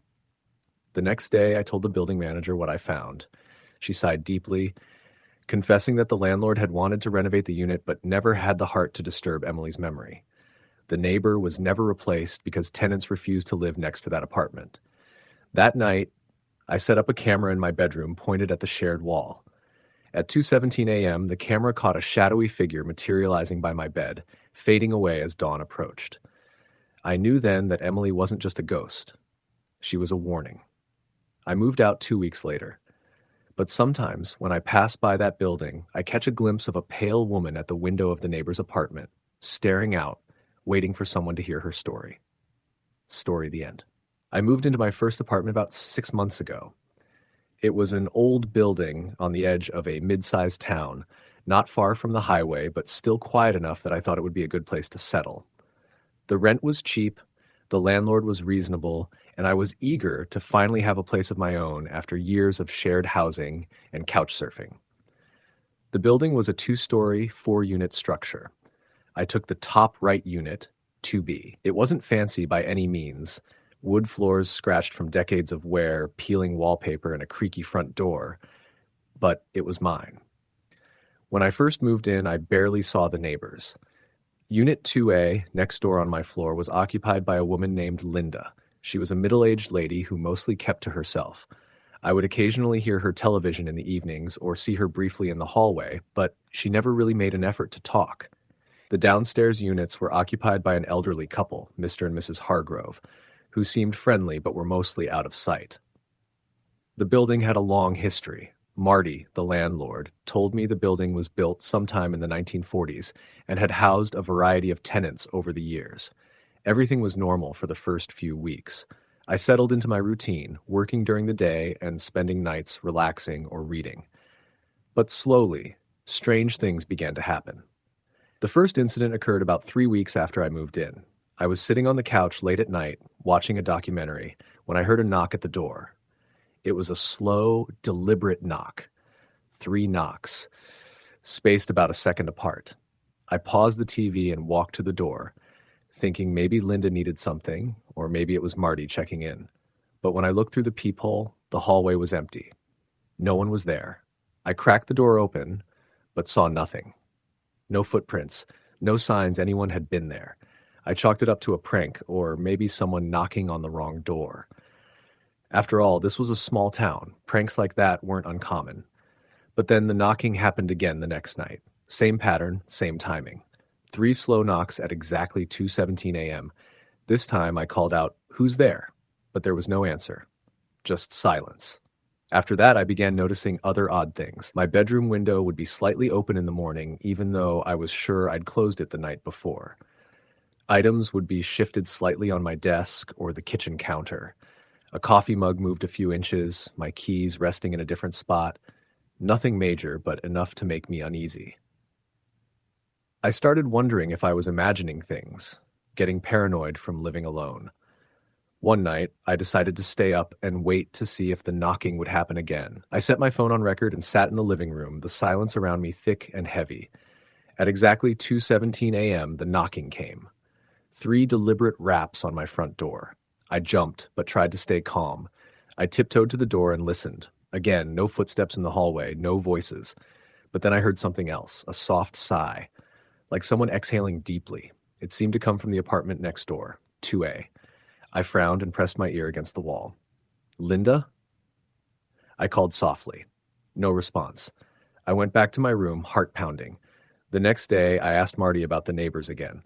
I hadn't really spoken to him much since moving in. When I mentioned Linda, he paused and then said quietly, "Linda's not really here anymore." "What do you mean?" I asked. "She died about 6 months ago," he said. "Heart attack, if I remember right." I blinked. "But I hear noises from next door." Marty shrugged. "Old buildings are funny like that. Sometimes sounds carry, or people imagine things." I wanted to believe him, but the next few nights made that harder. At 2:17 a.m. every night, the knocking would start. 3 sharp knocks, followed by a soft sigh and sometimes faint footsteps pacing just beyond my wall. It sounded like someone was walking back and forth in the neighboring apartment. I was starting to lose sleep. One night, after a particularly long day at work, I got home around midnight and heard the usual knocking. But this time it was different. The knocks were frantic and uneven. Not 3 slow raps, but a rapid pounding. I opened my door and stepped into the hallway, but it was empty and eerily silent. I tried to peek into 2A's door. It was closed tight. The hallway light flickered, and I shivered. The next day, I decided to knock on 2A's door myself. Maybe I could meet Linda or her family. I waited for a few minutes, knocking gently. No answer. I knocked louder. "Linda, are you there?" Silence. I left a note under the door.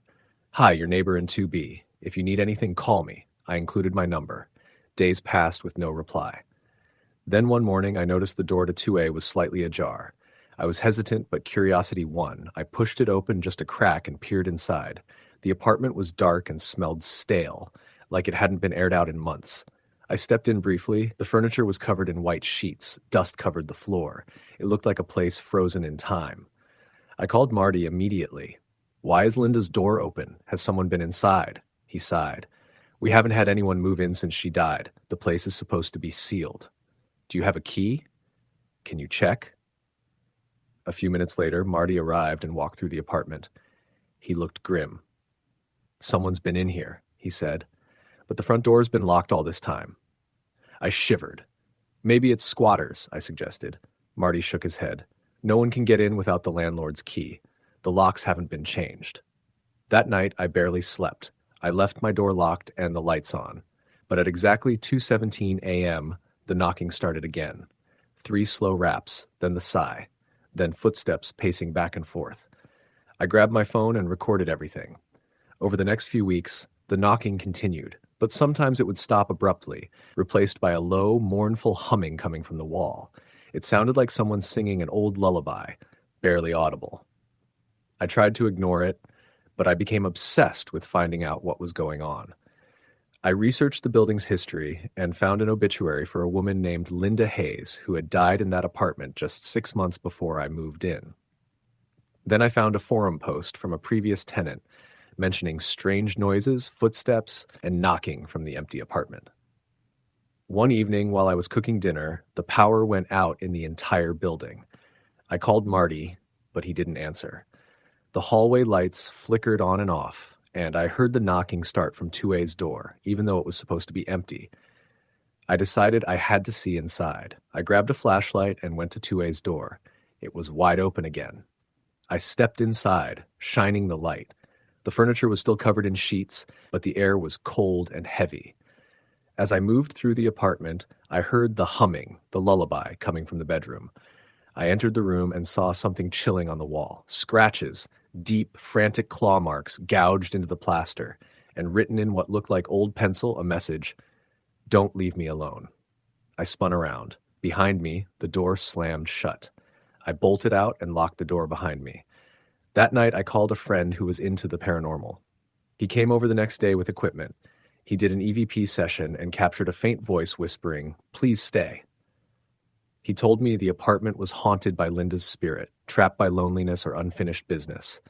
I wanted to leave, but I felt drawn to the place, like I needed to help. One night, I left a note inside the apartment, slipped under the door. "You're not alone. I hear you." The knocking stopped the next night. For the first time in weeks, I slept without disturbance. After a few days, I heard no more noises. The apartment remained empty, but quiet. A few weeks later, Marty told me the owners finally decided to renovate 2A. New locks, fresh paint, new tenants coming in soon. Before the renovations began, I visited 2A one last time. I stood in the empty apartment feeling a quiet peace. As I turned to leave, I thought I heard a soft voice say, "Thank you." The knocking never returned. Story the end. The neighborhood I moved into was the kind of place where people knew their neighbors, or at least they pretended to. A quiet cul-de-sac tucked away from the city's noise, lined with modest houses built in the early 70s. Most of the yards were well kept, the grass mowed, the bushes trimmed, but there was one house at the end of the street that never quite looked right. Number 19. The windows were always closed tight, the lawn left wild, and the porch light flickered inconsistently as if powered by a faulty bulb or a dying fuse. No one ever saw anyone come or go from that house. And when I moved in, my neighbors warned me without really explaining why. I was a newcomer, fresh from a distant city, and I didn't know what to expect. At first, the only indication that anyone lived there was a shadow moving behind the curtains, just barely visible. Then came the late-night noises, soft footsteps on the creaky wooden porch, the scraping of furniture against the walls, and sometimes a woman's voice humming an old tune, the kind of lullaby you might hear on a dusty record player from decades past. I met Mrs. Hopkins from across the street during my first week. She was in her 70s, with silver hair pulled into a tight bun and eyes sharp as a hawk's. I mentioned the strange noises. "Oh, that's the Delaney place," she said, voice low. "That house has been empty for years. No one's lived there since old man Delaney passed." "Then who's making those noises?" I asked. She shook her head. "That's what nobody can explain. Some say it's his wife. She disappeared one winter, 30 years ago, vanished without a trace." Curiosity gnawed at me. I tried to ignore the stories, but it wasn't easy. Every night, I would hear faint knocking on my back fence, like someone tapping a message in Morse code. Sometimes, the knocks turned into scratches, long and desperate. One evening, I was sitting in my living room, watching TV, when I saw a flicker of movement outside my window. There she was, the figure of a woman, pale and indistinct, standing just beyond the fence. Her dress looked old-fashioned, and her hair hung in tangled strands. Her eyes were hollow, dark pits that seemed to suck the light from the yard. I froze. Then she raised a hand slowly and tapped on the glass. I blinked, and she was gone. After that night, the incidents escalated. Doors creaked open by themselves. The old porch light on number 19 blazed bright when no one was there. I found flowers on my doorstep one morning, wilted and frozen stiff as if picked in winter but delivered in early spring. One afternoon, I decided to walk over to number 19. The front yard was choked with weeds and dead leaves. The door was unlocked. Inside, the house was musty, filled with the smell of damp wood and forgotten years. Wallpaper peeled like old skin, and the furniture was coated in dust. I called out, but there was no answer. As I stepped deeper into the house, I noticed photos on the mantel. Black and white pictures of a happy couple smiling at their wedding. Then a smaller photo of a woman alone, her eyes marked with a strange, subtle sadness. I heard a soft sobbing from upstairs. I climbed the creaking staircase, each step groaning under my weight. At the end of the hall was a bedroom, the door ajar. Inside, the air was cold, almost icy. The sobbing grew louder. Suddenly, a cold hand gripped my wrist. I yelped and pulled away, heart hammering. The sobbing stopped. I ran down the stairs and out into the daylight, heart racing. That night, I couldn't sleep. Around midnight, I heard footsteps outside my bedroom window. A silhouette pressed against the glass, thin, pale, with eyes reflecting the moonlight. It was the woman. I didn't know what she wanted, but I felt the weight of years of grief and longing press down on me like a physical force. I began researching the house and the Delaneys. I found a dusty news article from the late 80s. Mrs. Delaney had disappeared one cold February night. No evidence of foul play. No clues, no leads. The police eventually closed the case. Neighbors said Mr. Delaney never left the house after she vanished. He died a few years later, broken and alone. But the woman remained. One evening, I heard a whispering at my back door. I opened it to find a small locket lying on the porch, its chain tangled in dead grass. Inside was a faded photo of a smiling woman, the same woman from the pictures. That night, I dreamt of her. She stood in a snowy field, reaching out for someone who wasn't there. She whispered, "Help me find him." The next morning, I called Mrs. Hopkins and told her about the locket and the dream. She nodded solemnly. Sometimes, when someone passes with unfinished business, their spirit can't rest. I knew then what I had to do. Over the next weeks, I researched every record I could find on the Delaneys. I spoke to former neighbors, local historians, anyone who could shed light on the mystery. Finally, I discovered a hidden detail. Mr. Delaney had been suspected of hiding a terrible secret. Some whispered that his wife had confronted him about abuse, and in a rage, he had killed her, or worse, locked her away somewhere on the property. Determined, I searched the basement of number 19. Behind a false wall, I found an old, rusted trapdoor leading to a small, dark cellar. Inside, bones. Human bones. Police were called, and DNA tests confirmed it. The remains were those of Mrs. Delaney. Her spirit was trapped, bound by the horror of her final moments and the silence that followed.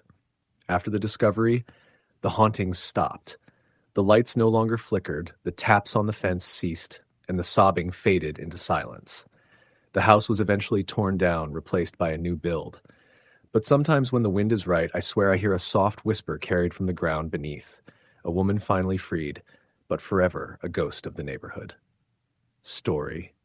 The end. The house I moved into was nothing special, just a modest two-story on a quiet street in a sleepy town.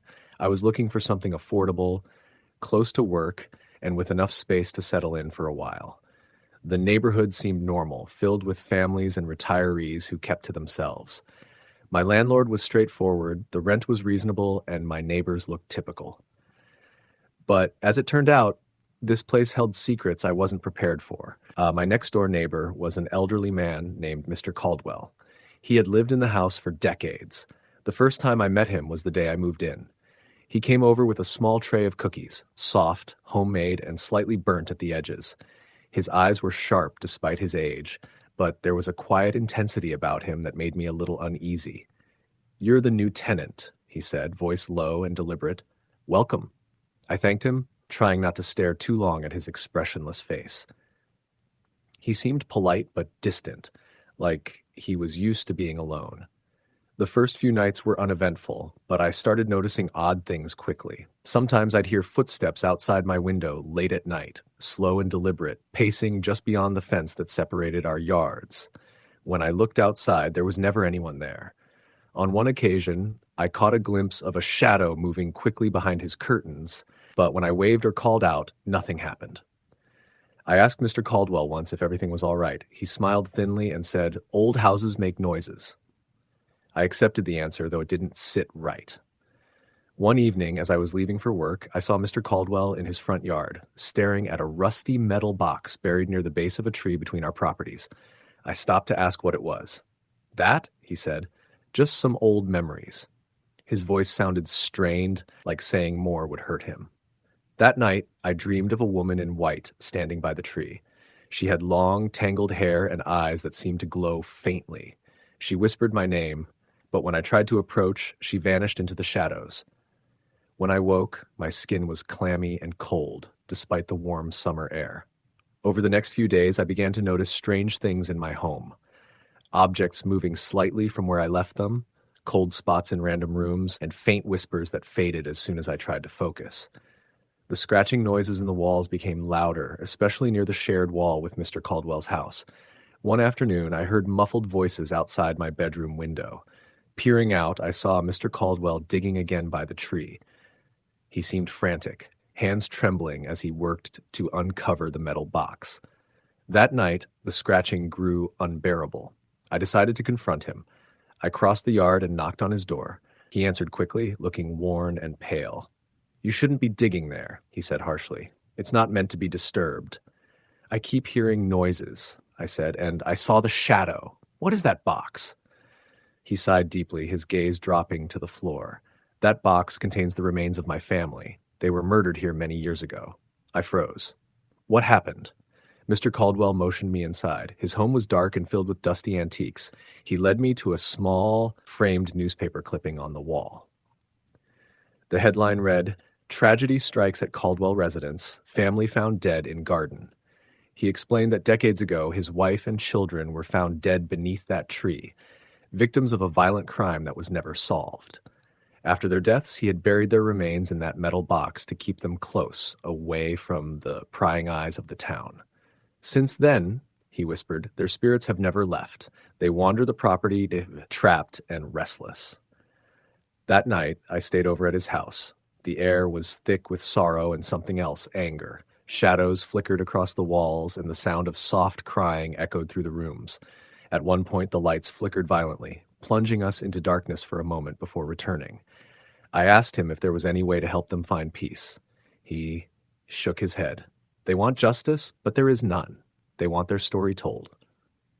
The next day, I went to the local library and dug through archives. I found mentions of the Caldwell family's murder, details missing from the newspaper, rumors of foul play by a neighbor who was never charged, stories of the man disappearing shortly after the crime, never seen again. Armed with this knowledge, I approached Mr. Caldwell again. "We need to expose the truth," I said. He nodded slowly, hope flickering in his tired eyes. Together, we spoke to the police, shared the evidence, and convinced them to reopen the case. It was a small victory, but it seemed to lift the heavy air surrounding the property. That night, the house was silent for the first time in weeks. No scratching, no whispers, no shadows. As I looked out the window, I thought I saw a faint glow near the tree. It felt like a farewell. I moved out a month later. The new tenants said they never saw or heard anything unusual. But sometimes, when I pass by the street, I catch a glimpse of an old man sitting on a porch, staring at a tree, smiling softly. Story, the end. The apartment building was a relic of another era. Located on a quiet street in a neighborhood that had slowly been fading away, it stood as a stubborn reminder of the past, with its cracked brick facade and faded green doors. I had just moved in after a long and exhausting search for a place within my modest budget. The rent was affordable, and though the building wasn't in the best shape, it had a certain charm I found comforting. My unit 2B was on the second floor, next to a narrow stairwell that smelled faintly of old wood and damp paint. On my first day, I met a few of my neighbors in passing. Most of them were older, long-term residents who seemed indifferent to new tenants. There was Mrs. Langley on 2A, a woman in her 70s with wispy white hair and an ever-present knitted shawl. Across the hall on 2C lived a man I only ever saw briefly, a tall, thin figure who always wore a dark jacket and a baseball cap pulled low over his face. His door was rarely open, and he seemed to avoid any interaction. I settled into my routine quickly, appreciating the quiet evenings and the low hum of the city beyond my windows. But soon, subtle oddities began to seep into my life, all centered around that mysterious neighbor in 2C. The first strange thing happened about 2 weeks after I moved in. I came home late from work, the kind of night where the city lights blurred through the misty rain. As I fumbled for my keys in the hallway, I heard soft, almost inaudible whispers coming from 2C's door. It wasn't the usual muffled sounds of television or music, but a low, urgent murmuring, like someone was speaking in a language I couldn't quite place. When I looked up, the door was slightly ajar, a faint yellow light spilling into the dim hallway. I knocked gently, figuring I should check if everything was all right. No answer. The whispers stopped abruptly, and the door clicked shut. I stepped back, unsettled. When I got inside my apartment, I couldn't shake the feeling that I was being watched. Over the next several days, the odd occurrences grew more frequent. I began to notice an unsettling pattern. Every time I left or returned home around the same hour, soft footsteps echoed in the hall, sometimes accompanied by the faint creaking of 2C's door opening and closing. But whenever I looked or knocked, no one was ever there. One evening around midnight, I was jolted awake by a loud thud against my bedroom wall. It was sharp and heavy, like a fist pounding with urgency. My heart raced as I grabbed my phone, ready to call someone, but before I could, the noise stopped. I waited in silence, straining to hear any movement outside. Nothing. The next morning, I asked Mrs. Langley if she had heard anything. She frowned, eyes clouded with some distant memory.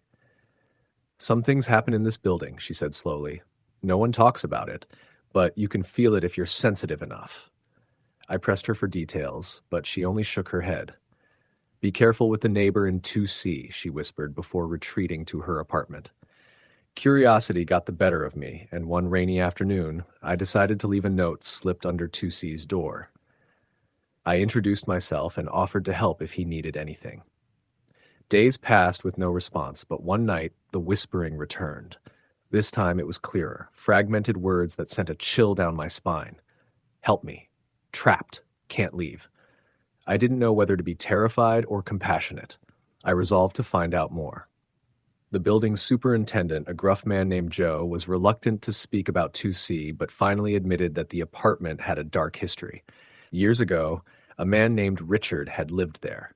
Richard was a recluse who rarely left and was rumored to be mentally ill. Then one winter, neighbors noticed a foul smell seeping from his door. Authorities broke in to find Richard deceased under mysterious circumstances. No signs of forced entry or struggle, but his body was found twisted on the floor with marks on the walls, as if he'd been fighting an invisible force. Joe said the apartment had been vacant for months after that, but strange noises kept being reported by residents. People claimed to see shadowy figures moving behind the curtains or hear voices when no one was home. Eventually, a new tenant moved in but left after just a week, terrified out of his mind. I felt a creeping dread wash over me. Was the man in 2C Richard? Or worse, was it something else wearing his skin? One particularly cold night, I awoke to a shadow standing at the foot of my bed. It was thin and tall, with no distinguishable features except for a faint shimmer that made it look barely there. I froze, heart pounding. The shadow spoke in a voice that was both distant and piercing. "Please, let me go." I didn't know what to do. The figure reached out, and I closed my eyes, praying for morning. When I woke, the room was empty, but the words echoed in my mind. I moved out a few days later. The new tenant who moved into 2B told me he sometimes hears whispers and footsteps too, especially at night. He saw a shadow once, standing silently in the hallway, watching. The building remains standing, holding its secrets tight. And the neighbor in 2C waits, trapped between worlds, whispering for help that may never come. Story, the end. It was the summer of 2012 when I moved into the small suburban neighborhood of Willow Creek. I was fresh out of college, starting my first job in a town about an hour away from where I grew up.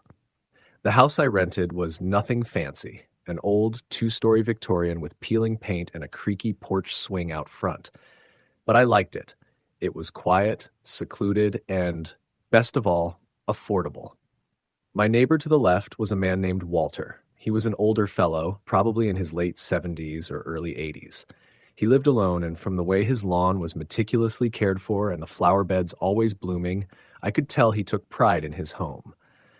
I tried to say hello a few times when we crossed paths, but Walter was always quiet, polite, but distant. He never invited conversation, and usually just gave a nod and a faint smile before retreating inside. The neighbor to the right, however, was an entirely different story, or rather, there was no neighbor at all. The house next door had been vacant for years. The previous owners had abandoned it, and the town had yet to find new buyers. The place was overgrown with weeds, the windows boarded up, and the lawn a jungle of wild grass. At night, it looked like something out of a horror movie, the silhouette of the gabled roof casting long shadows beneath the dim street lamps. For the first few weeks, the only odd thing was how quiet the street was at night.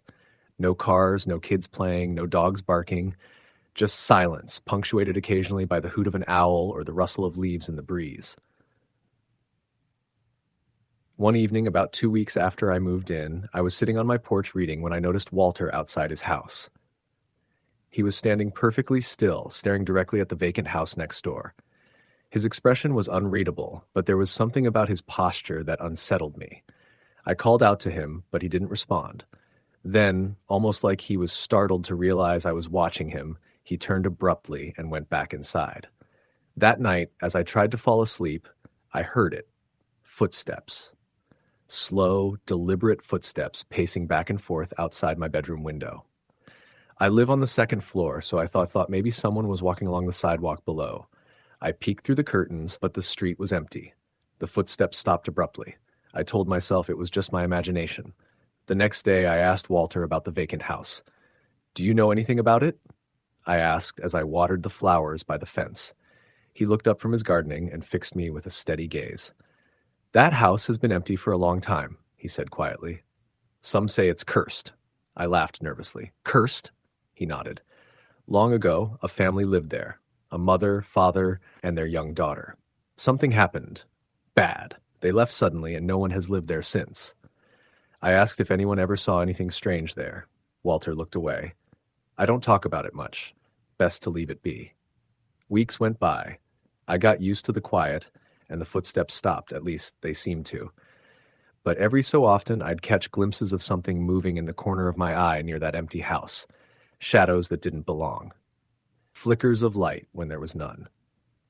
One late July night I woke up suddenly. It was about 3 a.m., and the air felt thick and cold despite the summer heat.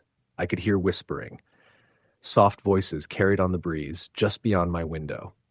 I got up, heart pounding, and walked over to the window. The vacant house was shrouded in darkness, but in the front yard I could see the faint outline of a little girl. She was wearing a white dress, standing perfectly still, staring at my house. I blinked, and she was gone. The next morning I asked Walter if he knew anything about the little girl. He sighed heavily. "Her name was Emily. She was about 6 years old. She disappeared from that house many years ago. No one ever found her." I didn't know what to say. "Do you think she's still here?" Walter didn't answer. From then on, things got worse. The footsteps returned, louder and more frequent. I would find small handprints on my windowsills, though wet, as if pressed by tiny hands. Sometimes toys would appear on my porch that I hadn't seen before. Small dolls or old-fashioned wooden blocks. One night, the lights in my house began to flicker. The power went out entirely, and in the darkness I heard a child laughing softly. It was a high-pitched, haunting sound that echoed through the empty rooms. I tried to tell Walter, but he only shook his head. "She's trapped there. She wants to play, but she can't leave." I started seeing her more often, the girl in the white dress. Sometimes in my yard, sometimes just beyond the edge of the woods behind the houses. Always silent, always watching. I called a local priest to come bless my house. He performed a short ritual, sprinkled holy water around the perimeter, and said a prayer. For a while, the hauntings stopped, but they came back worse than before. One night, I woke to find my bedroom door slowly creaking open. Standing in the doorway was the girl. Her eyes were black, void of any light. She didn't speak. She just reached out a pale hand toward me. Frozen in terror, I could only watch as she moved closer. Suddenly, the door slammed shut with a deafening bang. I screamed and bolted out of bed. When I turned back, there was no one there. The next day, I packed a bag and left. I gave my landlord my notice and moved to an apartment in the city. Walter called me weeks later. His voice was weak. "She's finally gone," he said. "The house is finally empty." I never went back to Willow Creek. Sometimes late at night when the wind blows just right, I swear I can still hear the footsteps, the soft laughter of a little girl who never found her way home. Story the end. I remember the day I first moved into the small suburban neighborhood like it was yesterday. It was a crisp autumn afternoon, the kind where the wind carries the sharp scent of fallen leaves and wood smoke from the nearby chimneys. I had just accepted a new job downtown and found a modest two-bedroom house on the edge of an older part of town. The neighborhood was quiet, maybe a little too quiet, and the houses looked worn but well kept, as if their owners still cared, but had been there for decades. The house itself was simple, with a faded blue front door, a small porch with cracked wooden steps, and a narrow yard fenced by a chain link. Next door lived an elderly couple, the Morgans. I hadn't met them yet, but I knew their house because the lights were always on. I noticed that they kept their curtains open even late at night, revealing a dimly lit living room where an old grandfather clock ticked loudly, echoing through their modest home. But the house on the other side, the one at the end of the block, was different. That house had been vacant for years, at least that's what I thought. On the day I moved in, I saw a man in his mid-60s standing on the porch of that house. He was slender with gray hair combed back, wearing a dark coat that hung loosely on his frame. He didn't say a word, just watched me from across the street. Something about him felt off, not threatening, but unsettling in a way I couldn't explain. When I looked again, he was gone. The first few nights in my new home were uneventful, though I sometimes heard faint noises outside, the creaking of old wood, the distant rustling of leaves, footsteps that didn't belong to anyone I knew. I attributed it to the neighborhood settling, or the wind. But then, one evening about 2 weeks after I moved in, I noticed the man again. It was around 9 p.m., and I was sitting on my porch, drinking a beer and trying to unwind after a long day. The streetlights flickered on, casting pale pools of yellow across the asphalt. From the corner of my eye, I saw him emerge from the shadow of the vacant house. He was standing at the edge of my yard now, motionless, staring up at my window. I froze. I didn't want to be rude, but the intensity of his gaze made me uneasy. "Can I help you?" I called out. He didn't respond, just nodded slowly and walked away, disappearing behind the neighbor's house. That night, I barely slept. Every time I closed my eyes, I saw his gaunt face framed by the pale moonlight. Over the next several days, the visits became more frequent. Sometimes he'd be on his porch, other times standing silently in my backyard. He never spoke, but his presence felt invasive.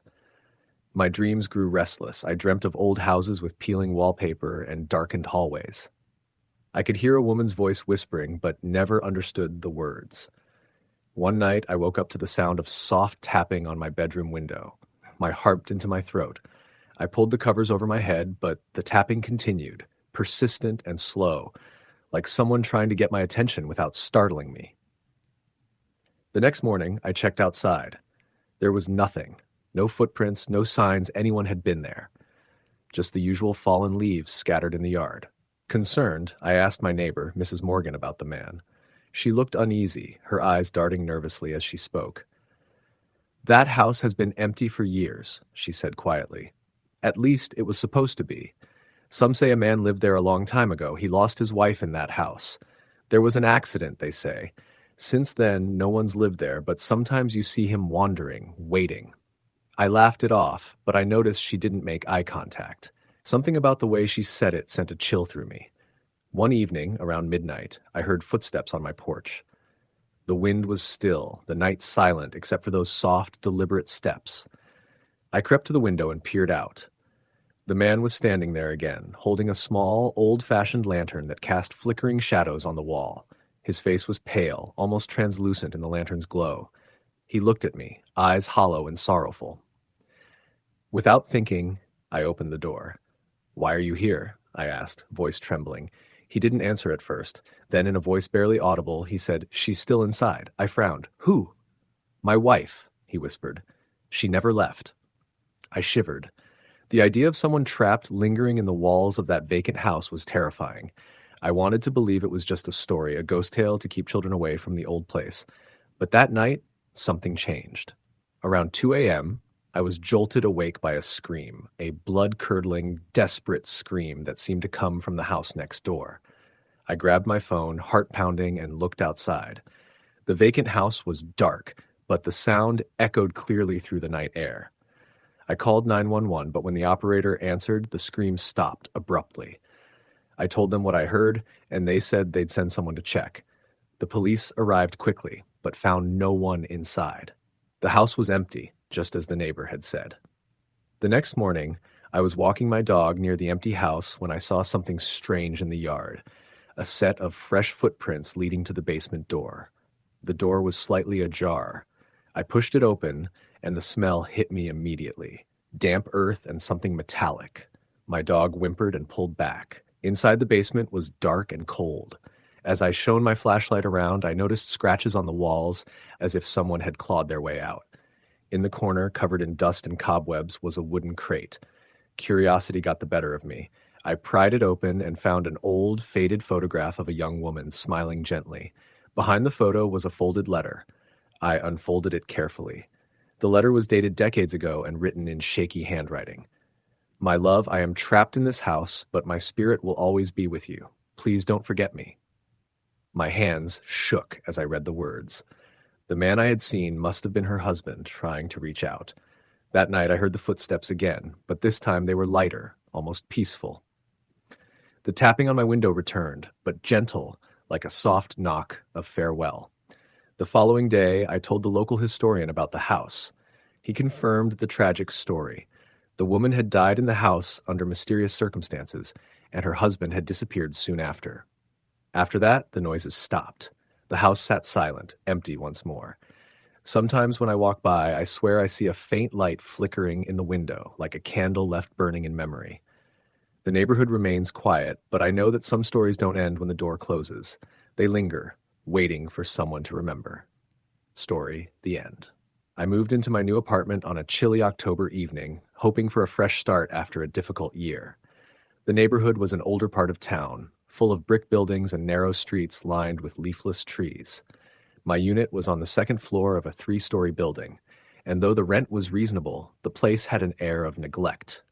Faded paint, creaky stairwells, and a faint musty smell that clung to the halls. My neighbor, Mrs. Reynolds, lived directly across the hall. She was an elderly woman who had occupied the building for as long as anyone could remember. When I first met her, she was polite but spoke in hushed tones and rarely left her apartment.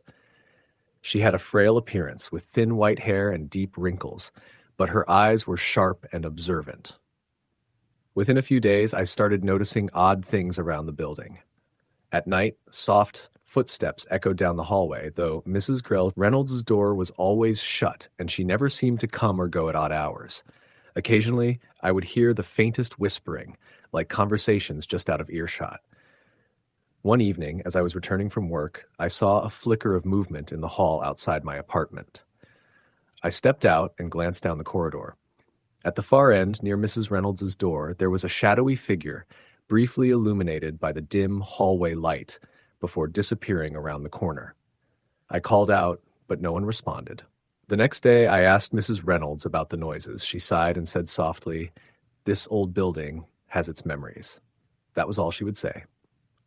Days later, I began hearing knocking from the wall that separated our apartments. At first, it was sporadic, once here, once there, but soon it developed into a steady rhythm. Late at night, I would lie in bed listening to 3 distinct knocks, a pause, then 3 more. It felt deliberate, almost like a code. Curious and unsettled, I knocked back in the same pattern. There was silence, then a faint whisper I couldn't understand. My unease grew. I started to experience cold spots near the wall, and once my lights flickered repeatedly for no reason. I wondered if Mrs. Reynolds might be playing tricks, but she seemed as confused as I was. One afternoon, while checking the building records at the city office, I found an old newspaper article about the building. Decades ago, there had been a fire in one of the second-floor units, the same one Mrs. Reynolds occupied. The fire had claimed the life of a young woman named Eleanor, the daughter of the building's original owner. The article mentioned the fire's cause was never determined, and rumors persisted about strange happenings afterward. Tenants reported hearing footsteps, whispers, and knocks from Eleanor's old apartment. I decided to confront Mrs. Reynolds about the article. She looked at me with a sadness I hadn't seen before. "Eleanor was my sister," she whispered. "She died in that fire, and sometimes I think she's still here." Over the following nights, the knocking grew louder, more urgent. The whispers became clearer, repeating the words, "Help me."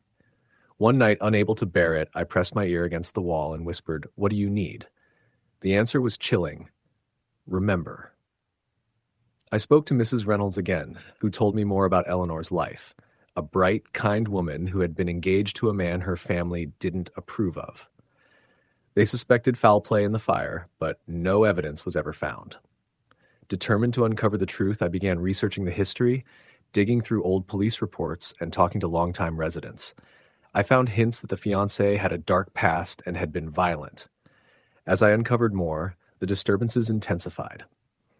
Objects moved on their own, lights flickered wildly, and cold, unseen hands seemed to brush past me.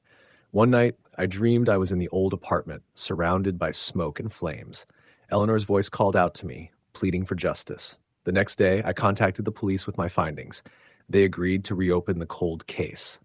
Weeks later, the fiancé was arrested, and the truth finally came to light. He had set the fire to cover his crimes. After the arrest, the apartment grew quiet.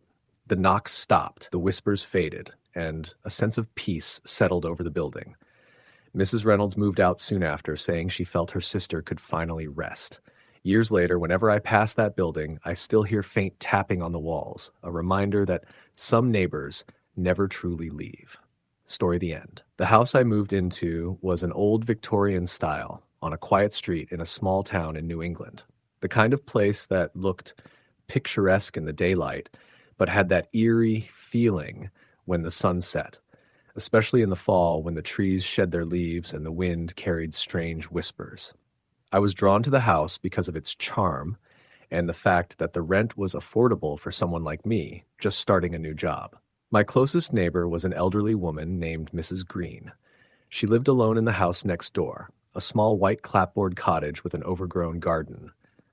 She was a slight woman with silver hair, always wearing a shawl even in summer, and she spoke very softly. At first, we exchanged polite greetings over the fence, but she rarely invited conversation. The oddities began shortly after I settled in. At night, I would hear faint footsteps outside my bedroom window, slow and deliberate, pacing back and forth. When I looked out, the porch light of Mrs. Green's house was on, though it was often unseasonably late for someone her age to be awake. I would sometimes catch a glimpse of her silhouette moving slowly past the curtains. One morning, I noticed the garden gate to her property was open, swaying slightly in the breeze. Curious, I called out to her, but there was no response. The door to her house was also ajar. Concerned, I stepped inside and found the place cold and empty. Dust covered the furniture, and a thin layer of cobwebs hung in the corners. The house looked as though it had been untouched for years. Later, I asked around town and learned Mrs. Green had died about 6 months prior, reportedly from natural causes. The house had remained unoccupied since, but no one had yet bought or rented it. I felt a chill, but tried to rationalize everything. Over the following weeks, the strange events escalated. Lights in her house would flicker on and off at odd hours, and sometimes I heard a faint humming, a song too soft to make out, drifting through the night air. I once found a small bouquet of wildflowers placed at the fence line separating our yards. They were fresh, but the garden showed no sign anyone had tended it. One evening, as I was returning home late from work, I noticed a figure standing at the edge of Mrs. Green's porch, illuminated by the dim glow of a single bulb. The figure wore a long, dark dress and a wide-brimmed hat, but no face was visible. As I stepped closer, the figure faded away like smoke in the wind. I told myself it was a trick of the light or exhaustion playing on my mind. But the feeling of being watched persisted. One night I was awakened by the sound of soft crying coming from the direction of her house. It was a sad, desperate sound, echoing down the empty street. I wanted to dismiss it as an animal or a child, but the sorrow in the wailing was unmistakable. The next morning I found the garden gate wide open again. This time, there was a note pinned to the latch. The handwriting was shaky and old-fashioned. "Please remember me." The words sent a shiver down my spine.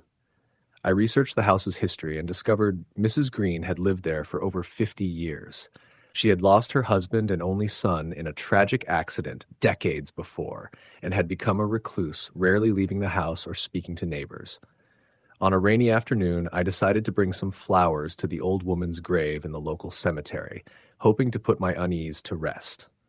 The cemetery was small and overgrown, but I found a simple headstone with her name, birth, and death dates, and a phrase carved into the stone: "Forever watching." Returning home, I found my front door unlocked. I was certain I'd locked it before leaving.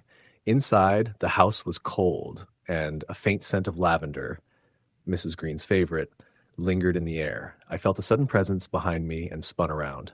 The room was empty, but a chair rocked gently, as if someone had just stood up. That night, I set up a small recorder in my living room. At exactly 2:13 a.m., the device captured a whisper so faint I could barely hear it. "Do not forget." I knew then that Mrs. Green was still near, tethered to the house, bound by memories and grief. I never felt threatened, only watched, like a guardian spirit yearning to be acknowledged. Years later, the house still stands empty.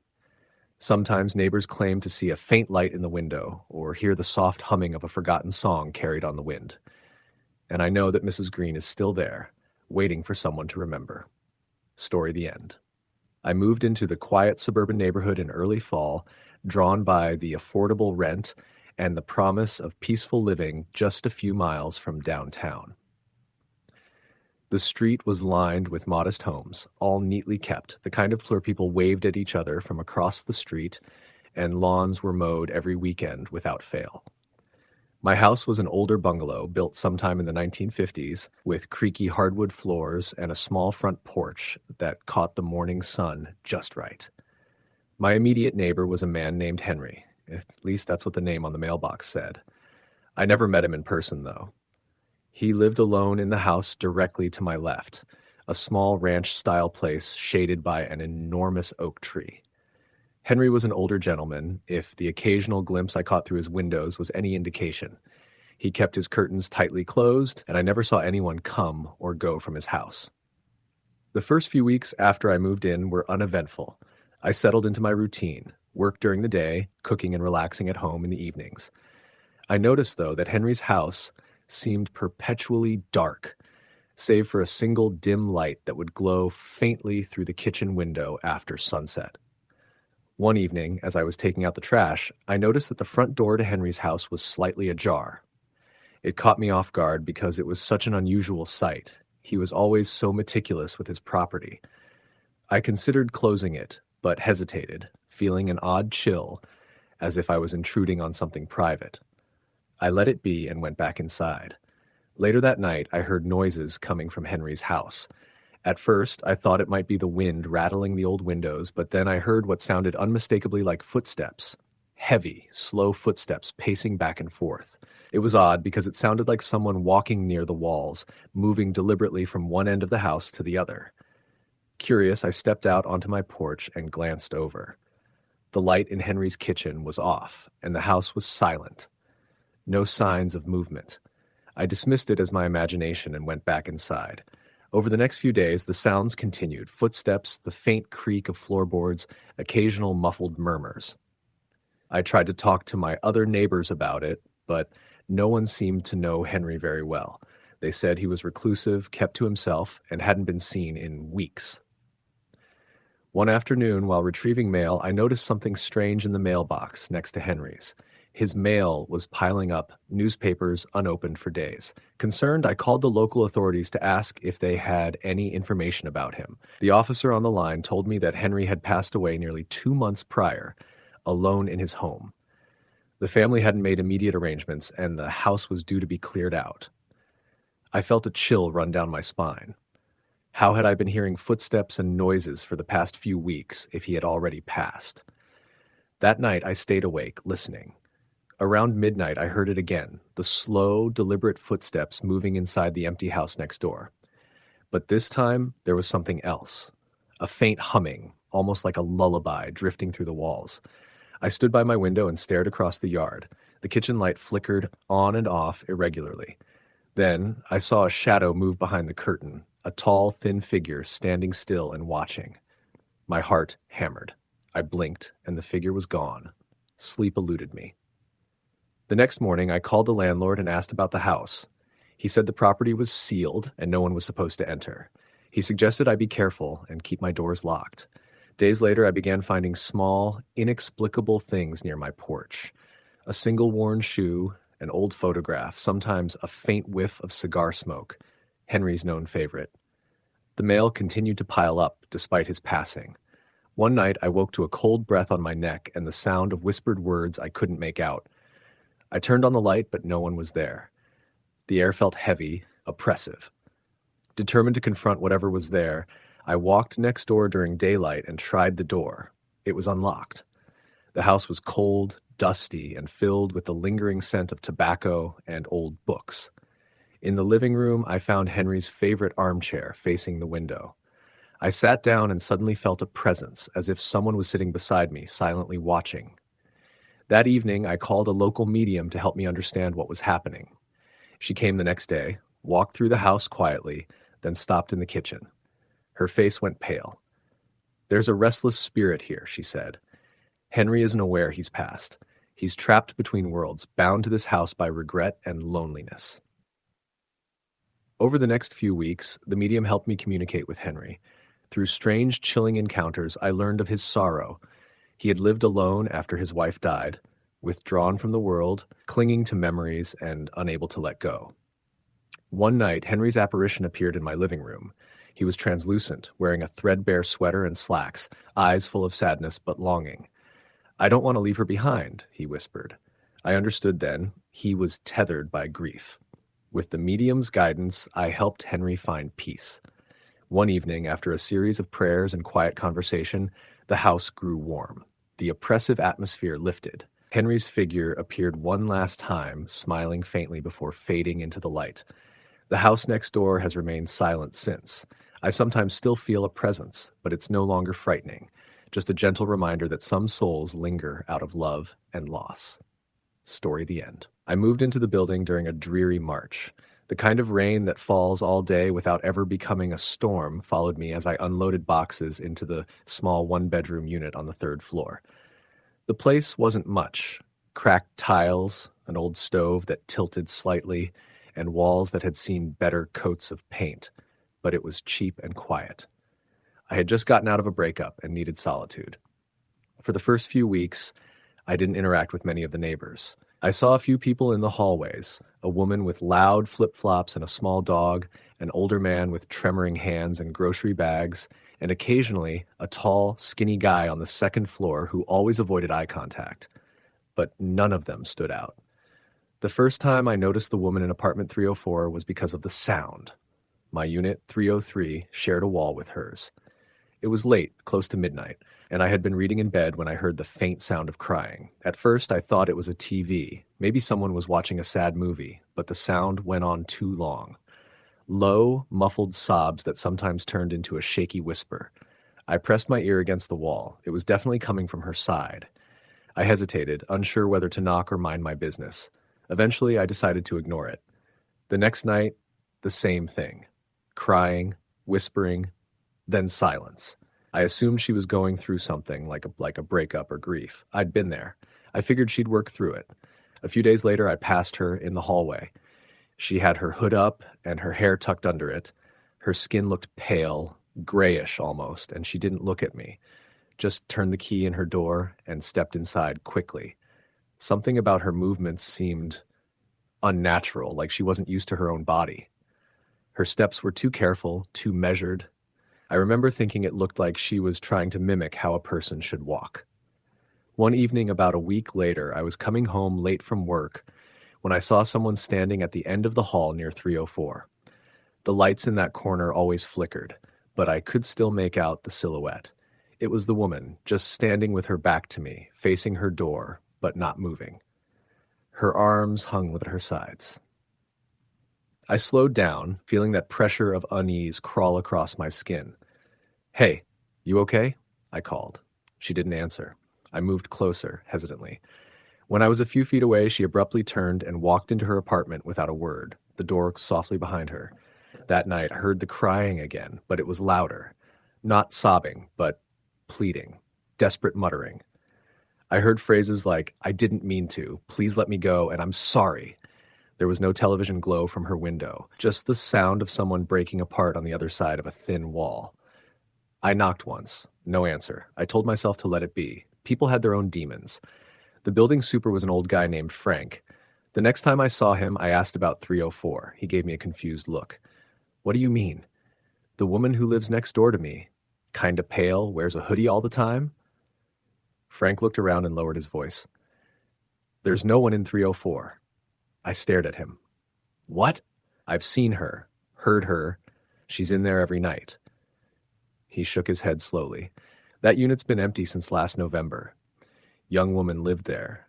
Quiet girl, moved in about 6 months before that. Something happened. They say she wasn't right. Had a breakdown, started talking about voices, said someone was inside the apartment with her. Nobody ever saw anyone come or go. Then one day, police showed up, found her dead. I felt like the air had dropped 10 degrees. "How did she die?" I asked. "Suicide. That's what they said anyway." But he paused. The way she was found, it didn't make sense. The way her body was positioned, the damage. It was like she'd been thrown across the room. Walls had scratches from the inside. No sign of forced entry. Nothing. Just her. She didn't even leave a note. After that conversation, I tried convincing myself Frank was misremembering. Maybe someone had moved in since then and he didn't know. But that night, I heard scratching, not sobbing. Scratching. It started softly, like nails dragging against drywall. Then it grew louder, more desperate. I sat frozen in bed, staring at the wall as the scratching turned to pounding. It wasn't rhythmic, just chaos, like someone was trapped inside and trying to claw their way out. I knocked on her door the next morning. No answer. I tried the doorknob. It was locked. I left a note. If you need help, I'm next door. Just knock. The next night, around 3 a.m., I heard 3 knocks. Soft but deliberate. I got up, heart thudding, and opened the door. No one was there. The hallway was empty, quiet, and cold. I looked toward 304. The door was open just a crack. I took a step forward, and it creaked wider. I should have walked away. The apartment inside was dark, no furniture, no lights, just bare walls and cold air. But the scent, rotten, metallic, was overwhelming. I reached for my phone and turned on the flashlight. The beam caught the corner of a mattress on the floor, stained and torn. The walls had markings, not paint, scratches, hundreds of them, overlapping like frantic handwriting. Some shallow, some deep enough to gouge the drywall. Then I heard a voice behind me. Please, help me. I turned so fast I nearly fell. The hallway was still empty. I backed out and shut the door. Locked mine. Didn't sleep. The next day I told Frank what I saw. He shook his head. Impossible. That door's been bolted shut for months. I have the only key. No one's been in there since the cleanup crew came through. I told him it was open. I even showed him the note I had left, now torn and crumpled on my own doormat. He agreed to go check it out. I went with him. He pulled out a rusted key and opened the door to 304. Nothing. The apartment was spotless. Empty. No mattress, no scratches, no smell. Just a clean, abandoned unit. But when I turned to leave, I noticed something on the inside of the door. My note, still taped there. Frank saw it too. He muttered something under his breath and locked the door behind us. I asked him again if he was sure nobody had been in there. He swore on his life. That night, she knocked again. I didn't answer. The knocking came again the next night, and the next. Sometimes I would wake up and find things in my apartment moved slightly. A cabinet left open, a wet footprint near the bathroom, my closet door ajar. Once I woke up to find all my kitchen drawers open, nothing missing, just open, like someone had been searching. I stopped sleeping. The knocking never stopped. It got more urgent, 3 knocks, then 4, then banging. I set up a camera near my door. Reviewed the footage the next morning. At 3:12 a.m., my door opened by itself. No one was visible, just the door swinging open slowly, then closing. I was asleep on the couch in the video, unmoving. I watched myself twitch, then bolt upright a full 30 seconds after the door closed, as if something had brushed against me. I moved out the following week. Didn't wait for my lease to end. Lost my deposit, didn't care. Months later, I passed the building again out of morbid curiosity. Someone else had moved into 303. A man. I saw him through the window, sitting on the couch watching TV. Then I saw the woman again. She was standing in the hallway window of 304, just behind the curtain, watching him. Same hoodie, same gray face. I left without knocking. I never told him. I never went back. Story the end. I moved into the duplex in early spring. It was a quiet neighborhood on the edge of town, the kind of place people drove past but never thought about. The duplex was one of those 1970s builds with dull brick, outdated paneling inside, and walls thin enough that you could sometimes hear the neighbors sneeze. I didn't mind. After 3 years of moving between cities and friends' couches, it was the first place that was mine. Rent was cheap, and the landlord, a retired mechanic named Daryl, seemed decent enough. I didn't even meet the neighbor for the first week. I figured the unit was empty. That changed on a rainy Thursday. I was coming back from a late shift at the diner where I worked. As I got out of my car, I saw the porch light flicker on next door, and a woman stepped out onto her stoop. She looked to be in her late 60s, thin frame wrapped in a heavy wool sweater despite the humid weather. Her hair was long, gray, and frizzy like it hadn't been brushed in weeks. She stared at me for a long time without saying anything. I gave a polite nod and started toward my door. "You just moved in," she said, voice hoarse like she hadn't used it in a while. I turned, surprised. "Yeah, about a week ago." "I'm Ruth." she said, still staring. You're on the wrong side. I frowned. Sorry? That side's never supposed to have anyone in it. Not anymore. She turned and walked back inside without another word. I stood in the rain for a minute, puzzled. My key worked. I signed a lease. Utilities were on. I chalked it up to old age or loneliness, maybe even dementia. But over the next few days, I started noticing odd things. The lights in my place would flicker even though the bulbs were fine. I'd hear faint scratching in the walls at night, like something small was trying to get out, but there were no signs of mice or pests. My bedroom door would be open when I woke up, even though I always closed it before bed. Once I found the bathroom faucet running in the morning, with no memory of turning it on. Still, I tried to ignore it. I worked, came home, ate, slept. It wasn't until one night I heard someone crying that I got really disturbed. It was late, close to 2 a.m. The sobbing started soft and built up, coming from the shared wall between my bedroom and Ruth's unit. At first, I thought she was watching TV, but it kept going. Low, guttural weeping, interrupted by occasional murmurs like someone whispering to themselves. I pressed my ear to the wall. It sounded like multiple voices, one crying, one whispering, maybe even more. The next morning, I knocked on Ruth's door. It took her a long time to open. She looked even more worn down than before, like she hadn't slept. I asked if she was okay and if she needed anything. You heard it, she said quietly. I hesitated. Heard what? They talk to each other at night, she said, eyes glazed. They don't like it when someone new moves in. They get louder. Who? I asked. She looked behind me nervously. You should leave. I didn't know what to say to that. I went back inside, tried to distract myself. That day, the lights dimmed every few minutes, even though the weather was clear. I called the power company. They didn't find any outages or issues. That night, I had a nightmare. In the dream, I was lying in bed, but I couldn't move.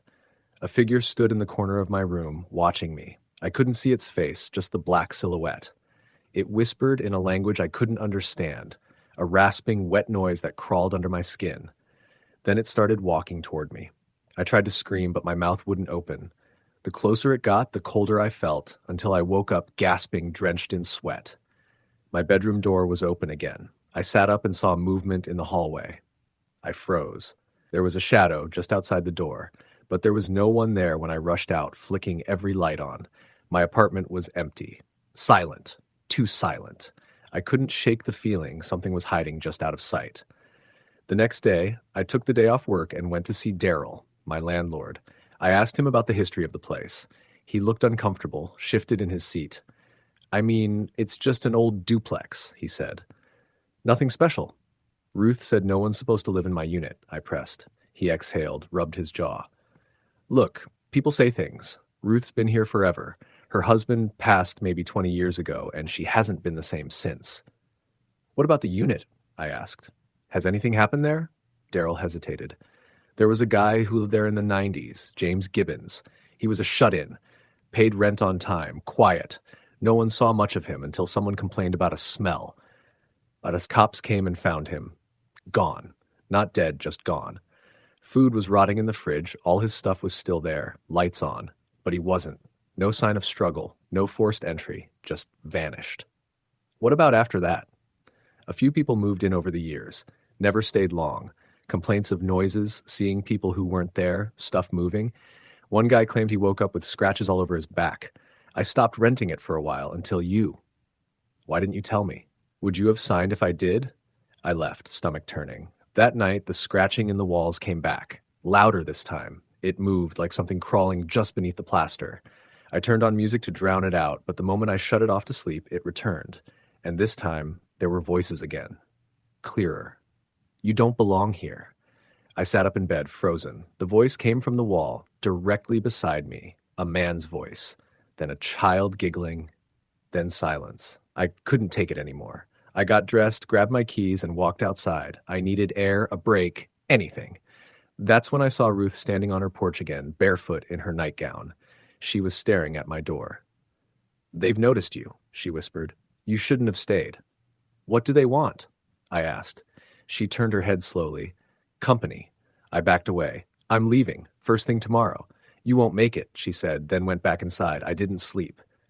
I waited until sunrise, packed everything I could into my car, As I opened the front door to leave, I felt a pressure on my chest.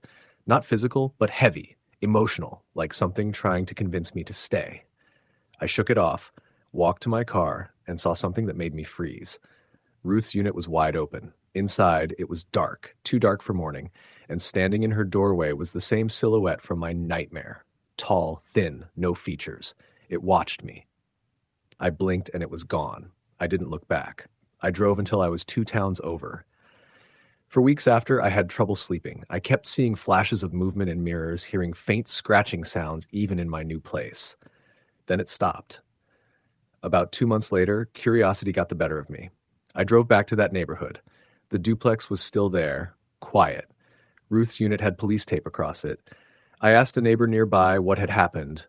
He said Ruth was found dead in her kitchen. No signs of trauma, just lifeless. No cause of death. The man added something that chilled me. Weird thing is, cops said her place was completely empty. Like no furniture, no dishes, not even a bed. Like no one had ever lived there at all. I left again, faster this time. Every so often I get calls from an unknown number. No voicemail, no answer when I pick up. Just silence, and sometimes faint crying in the background. My bedroom door still opens on its own every now and then. Story the end. It was the second week after I moved into the small, aging 2-story duplex in a quiet neighborhood just outside of Cincinnati. The rent was cheap, and though the house was older than most in the area, I liked the place. It had character. Old wooden floors, brass doorknobs that clicked loudly when turned, and a staircase that creaked with every step. I lived on the left side of the duplex. The right side had been empty when I moved in. The landlord, Mr. Hollins, told me someone was moving in next door soon. A middle-aged man named Mr. Atwood. He didn't say much more than that, only that Atwood used to live there years ago and wanted to return for personal reasons. It rained heavily that Friday evening when Mr. Atwood finally arrived. I didn't see him move in, but I heard him. Around 11 p.m., I was watching a movie in the living room when I heard dragging sounds and muffled thuds against the shared wall. The way the sound echoed made it feel like someone was pushing furniture across the floor with a single gloved hand. The odd part was how consistent the dragging was, slow, deliberate, and always followed by a pause. The next morning, I went over to introduce myself. I knocked twice, then 3 more times, but no one answered. Just as I turned to leave, the door creaked open a few inches, revealing a narrow slit of dim interior and an eye, just visible behind the cracked door. It took me a moment to realize it was Mr. Atwood. He didn't say anything, didn't open the door further, only stared at me for a long, uncomfortable beat. "Hi, I'm Ben. I live next door. Just wanted to say welcome," I said. His lips barely moved. "You shouldn't knock like that," he whispered. I blinked. "Sorry?" He closed the door. I stood there uncertain before shrugging it off and walking away. Maybe he was just eccentric or anxious or both. I didn't think much of it until the noises started becoming stranger. Every night around 2:13 a.m., and I know this because I started checking the time, there was a sound like shuffling footsteps pacing back and forth in the adjacent hallway. Then a knock, not on my wall but on his. 3 slow knocks. Then silence. It happened for 3 nights in a row. I started to think maybe Mr. Atwood had some sort of compulsive habit or ritual, and maybe I just needed to mind my business. But on the 4th night, the knocks came from inside my own wall. It was a quiet night, no wind, no traffic, just the hum of my refrigerator in the kitchen, the occasional creak from the old pipes. I was reading in bed when I heard the first knock. 3 slow, deliberate hits against the wall right behind my headboard. I sat up, listening. Then, nothing. I got up, pressed my ear against the wall. I heard nothing. No footsteps, no murmuring. Just silence. That is, until I started to walk away. Then the knocking resumed, this time quicker, almost agitated. I didn't sleep much that night. The next morning, I went to Mr. Hollins and asked more about Mr. Atwood. His expression shifted the moment I brought the name up. He looked uncomfortable. "He lived there about 12 years ago," Hollins said, lighting a cigarette with trembling hands. "Had a wife. She disappeared. No evidence of foul play, but the neighbors heard arguing. Then she was gone." I asked if the police had investigated. He nodded. "Oh yeah, even brought dogs in. Nothing. No body, no blood, just gone. And Atwood moved out a year after. Now he's back." I didn't know what to make of that. Was he guilty, mentally disturbed, or just mourning in his own way. Whatever the case, I knew something was wrong inside that house. That weekend, I invited my friend Chris over to help me move some furniture and maybe fix the attic latch that had begun swinging open on its own. I mentioned the noises and he laughed. Maybe you've got a rat infestation. Or a ghost. Could be fun, he said with a grin. He didn't laugh that night, though. We were playing cards around 9 p.m. when the air in the room changed. It became thick, almost soupy, like breathing through wet cloth. Then the smell hit us. Rotting meat, metallic like blood and decaying leaves. Chris wrinkled his nose. Dude, did something die in the wall? He asked. We searched the living room, kitchen, and back hallway. Nothing. No source. But the smell lingered. Then we heard it. A woman's voice, faint but definitely female, muffled through the wall, crying, then whispering. Then the knocks. 3 slow knocks, like someone knocking from inside the drywall. Chris turned pale. What the hell was that? He whispered. I didn't answer. We just stood there, staring at the wall until the knocks stopped. He left shortly after. I spent the next few days avoiding being home after dark. I stayed late at the office, grabbed drinks with coworkers, took the long way home, but eventually I had to face the house again. That Monday night, I returned home around 10:30 and found something slipped under my door. It was a photo. A Polaroid. Blurry, yellowed, but unmistakable. A woman standing in a hallway, her face obscured by hair, arms hanging limp at her sides. The background was familiar. It was the shared hallway of the duplex. My hallway. But there was something deeply wrong with the image.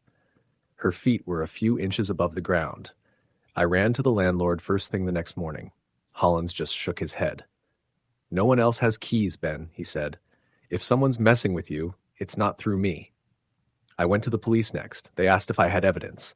I showed them the photo, told them about the knocks, the voice. They filed a report but didn't seem to take it seriously.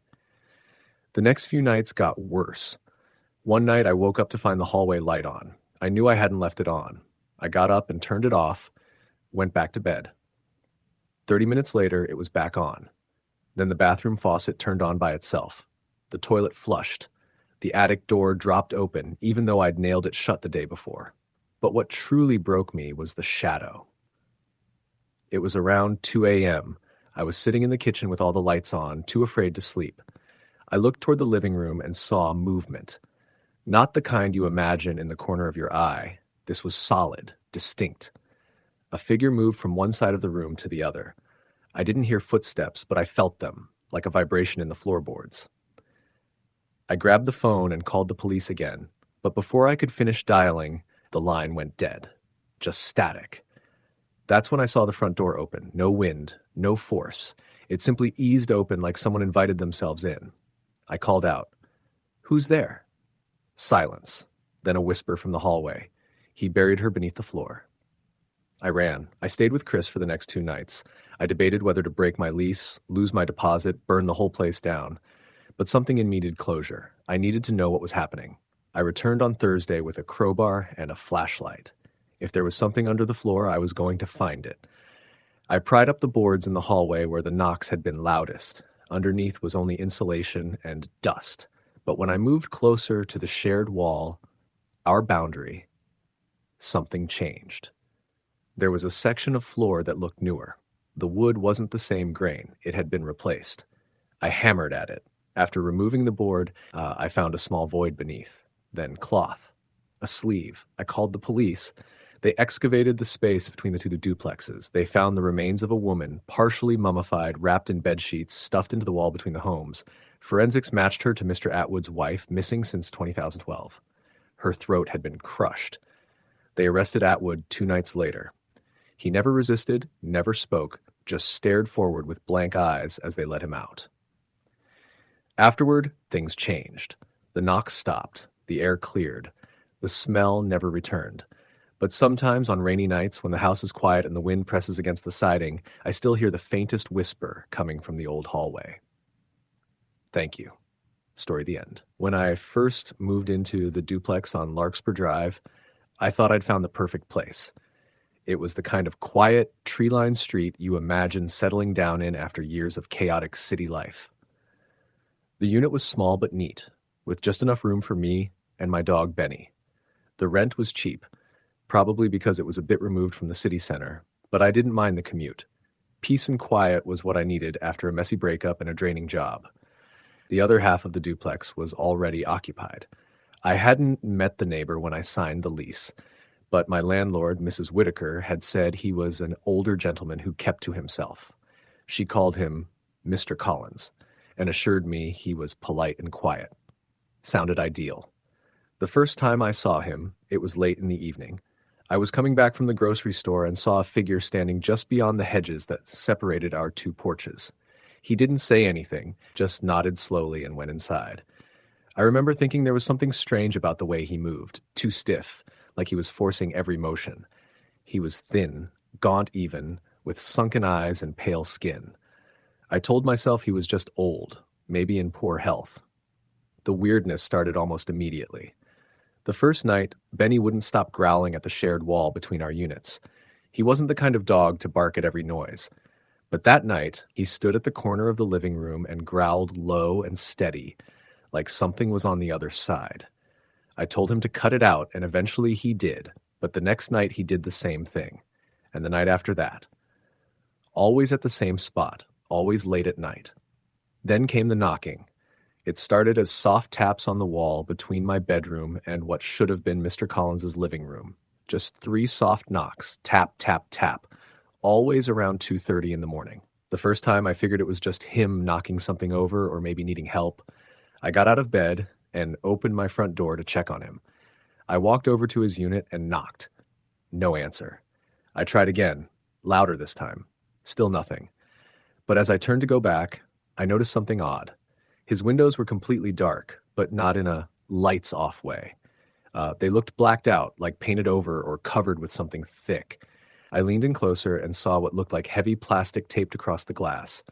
No light. No movement. Just black. I told myself it wasn't my business. Maybe he was a hoarder or just very private. Either way, I wasn't going to pry. But the knocks didn't stop. Every night at the same time. 3 slow, deliberate taps, always from the same wall. Benny would perk up and growl again, sometimes even bark. One morning, I decided to ask Mrs. Whitaker about him. I called and asked if she'd heard from Mr. Collins recently. Mr. Collins, she said, confused. He passed away last year. I thought she was joking. Wait, what? But someone's living there now, an older man. There was a pause on the other end. Honey, I haven't rented that unit out since he died. I was going to remodel it, but never got around to it. There's nobody living there. I felt my blood go cold. I tried to explain what I'd seen, him standing on the porch, the knocks, Benny's behavior. Mrs. Whitaker insisted I must be mistaken. Maybe you saw someone visiting, or maybe a squatter, but there's no tenant there. The unit is locked. I thanked her and hung up, heart racing. I didn't sleep that night. I sat up in bed, lights on, waiting to hear the knocking again. Sure enough, at exactly 2:30 a.m., tap, tap, tap.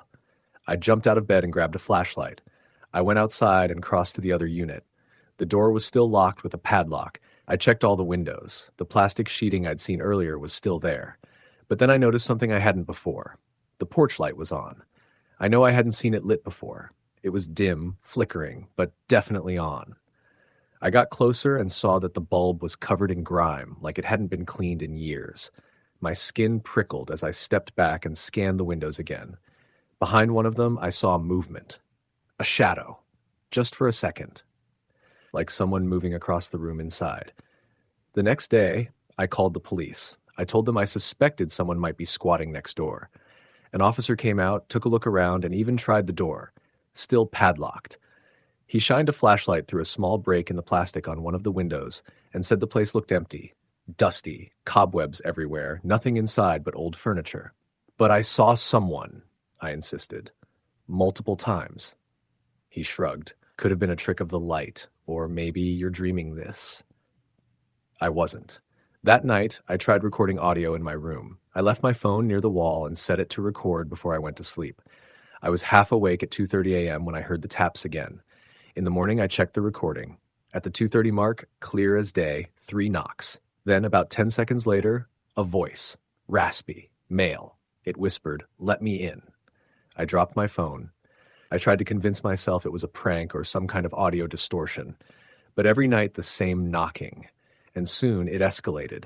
I started hearing footsteps in the attic, except our units didn't have connected attics. I went up with a ladder and checked mine. Nothing unusual, just insulation and some dead bugs. No sign anyone had been up there. Then one night, I woke up and my bedroom window was wide open. I always locked it. Benny was barking frantically at the foot of the bed. I ran to the window and slammed it shut. There were scratch marks on the outside sill, long, deep grooves, like someone had been clawing to get in. I called Mrs. Whitaker again and begged her to come check the other unit with me. She was hesitant but agreed. We met the next afternoon and she brought the keys. The padlock had been removed. I hadn't done it. She looked at me, confused. I don't understand. I still have the only key. We went inside. The place was a mess. Dust everywhere, old newspapers from the 90s stacked in piles, cobwebs hanging from every corner. But what stood out was the smell. Rot, damp and decayed, like something had died in the walls. Benny refused to step over the threshold. In the living room, we found something that still haunts me. A recliner sat facing the shared wall, directly behind where my bed would be in my unit. On the floor beside it were scratch marks, dozens of them, deep in the wood, as if someone had been clawing at the floor for years. On the chair was a blanket and a pillow, flattened and yellowed with time. And on the wall, written faintly in what looked like chalk, were the words, "He still dreams." Mrs. Whitaker said nothing. Her face was pale. She turned and left without a word. I followed quickly behind. That night I stayed in a hotel. I didn't go back for a week. When I did, everything seemed normal during the day. I brought friends with me, people to help me clean up and give me a sense of safety. They all joked about the ghost neighbor and we laughed nervously. But I didn't tell them everything. I didn't tell them that when I'd looked closer at that recliner, I saw a deep indentation in the cushion, as if someone still sat there. Or that every night since we'd entered that room, I could hear whispering through the wall. Or that Benny no longer growled. He whimpered instead, tail tucked, refusing to go near the living room. 2 weeks later, my friend James came to stay the night. He'd always been a skeptic, and when I told him about the knocks, he insisted on staying up with me to see for himself. We sat in the living room, lights off, just watching the clock. When it hit 2:30, nothing happened. He laughed and said, "See? It's all in your tap, tap, tap." His voice caught. We both turned to face the wall. The knocks came again. Then a whisper, so quiet but so clear. "Let me in." James bolted upright and shouted, "What the hell was that?" He ran to the wall and slammed his hand against it. "Hey, who's in there?" That was a mistake, because after that night, the knocking stopped. But other things started happening. The lights would turn on by themselves. Benny refused to enter the bedroom. I'd wake up with the sheets pulled halfway off the bed, as if someone had been lying beside me. Once I woke up with bruises on my arm, finger-shaped. I moved out 3 weeks later. I left the city completely. Got a new job, sold most of my stuff, and tried to forget everything. But sometimes when I wake in the middle of the night, I still think I hear knocking. Always 3 taps, always faint. And I remember what the voice said, again and again, the last week I lived there. "I'm already in." Story the end.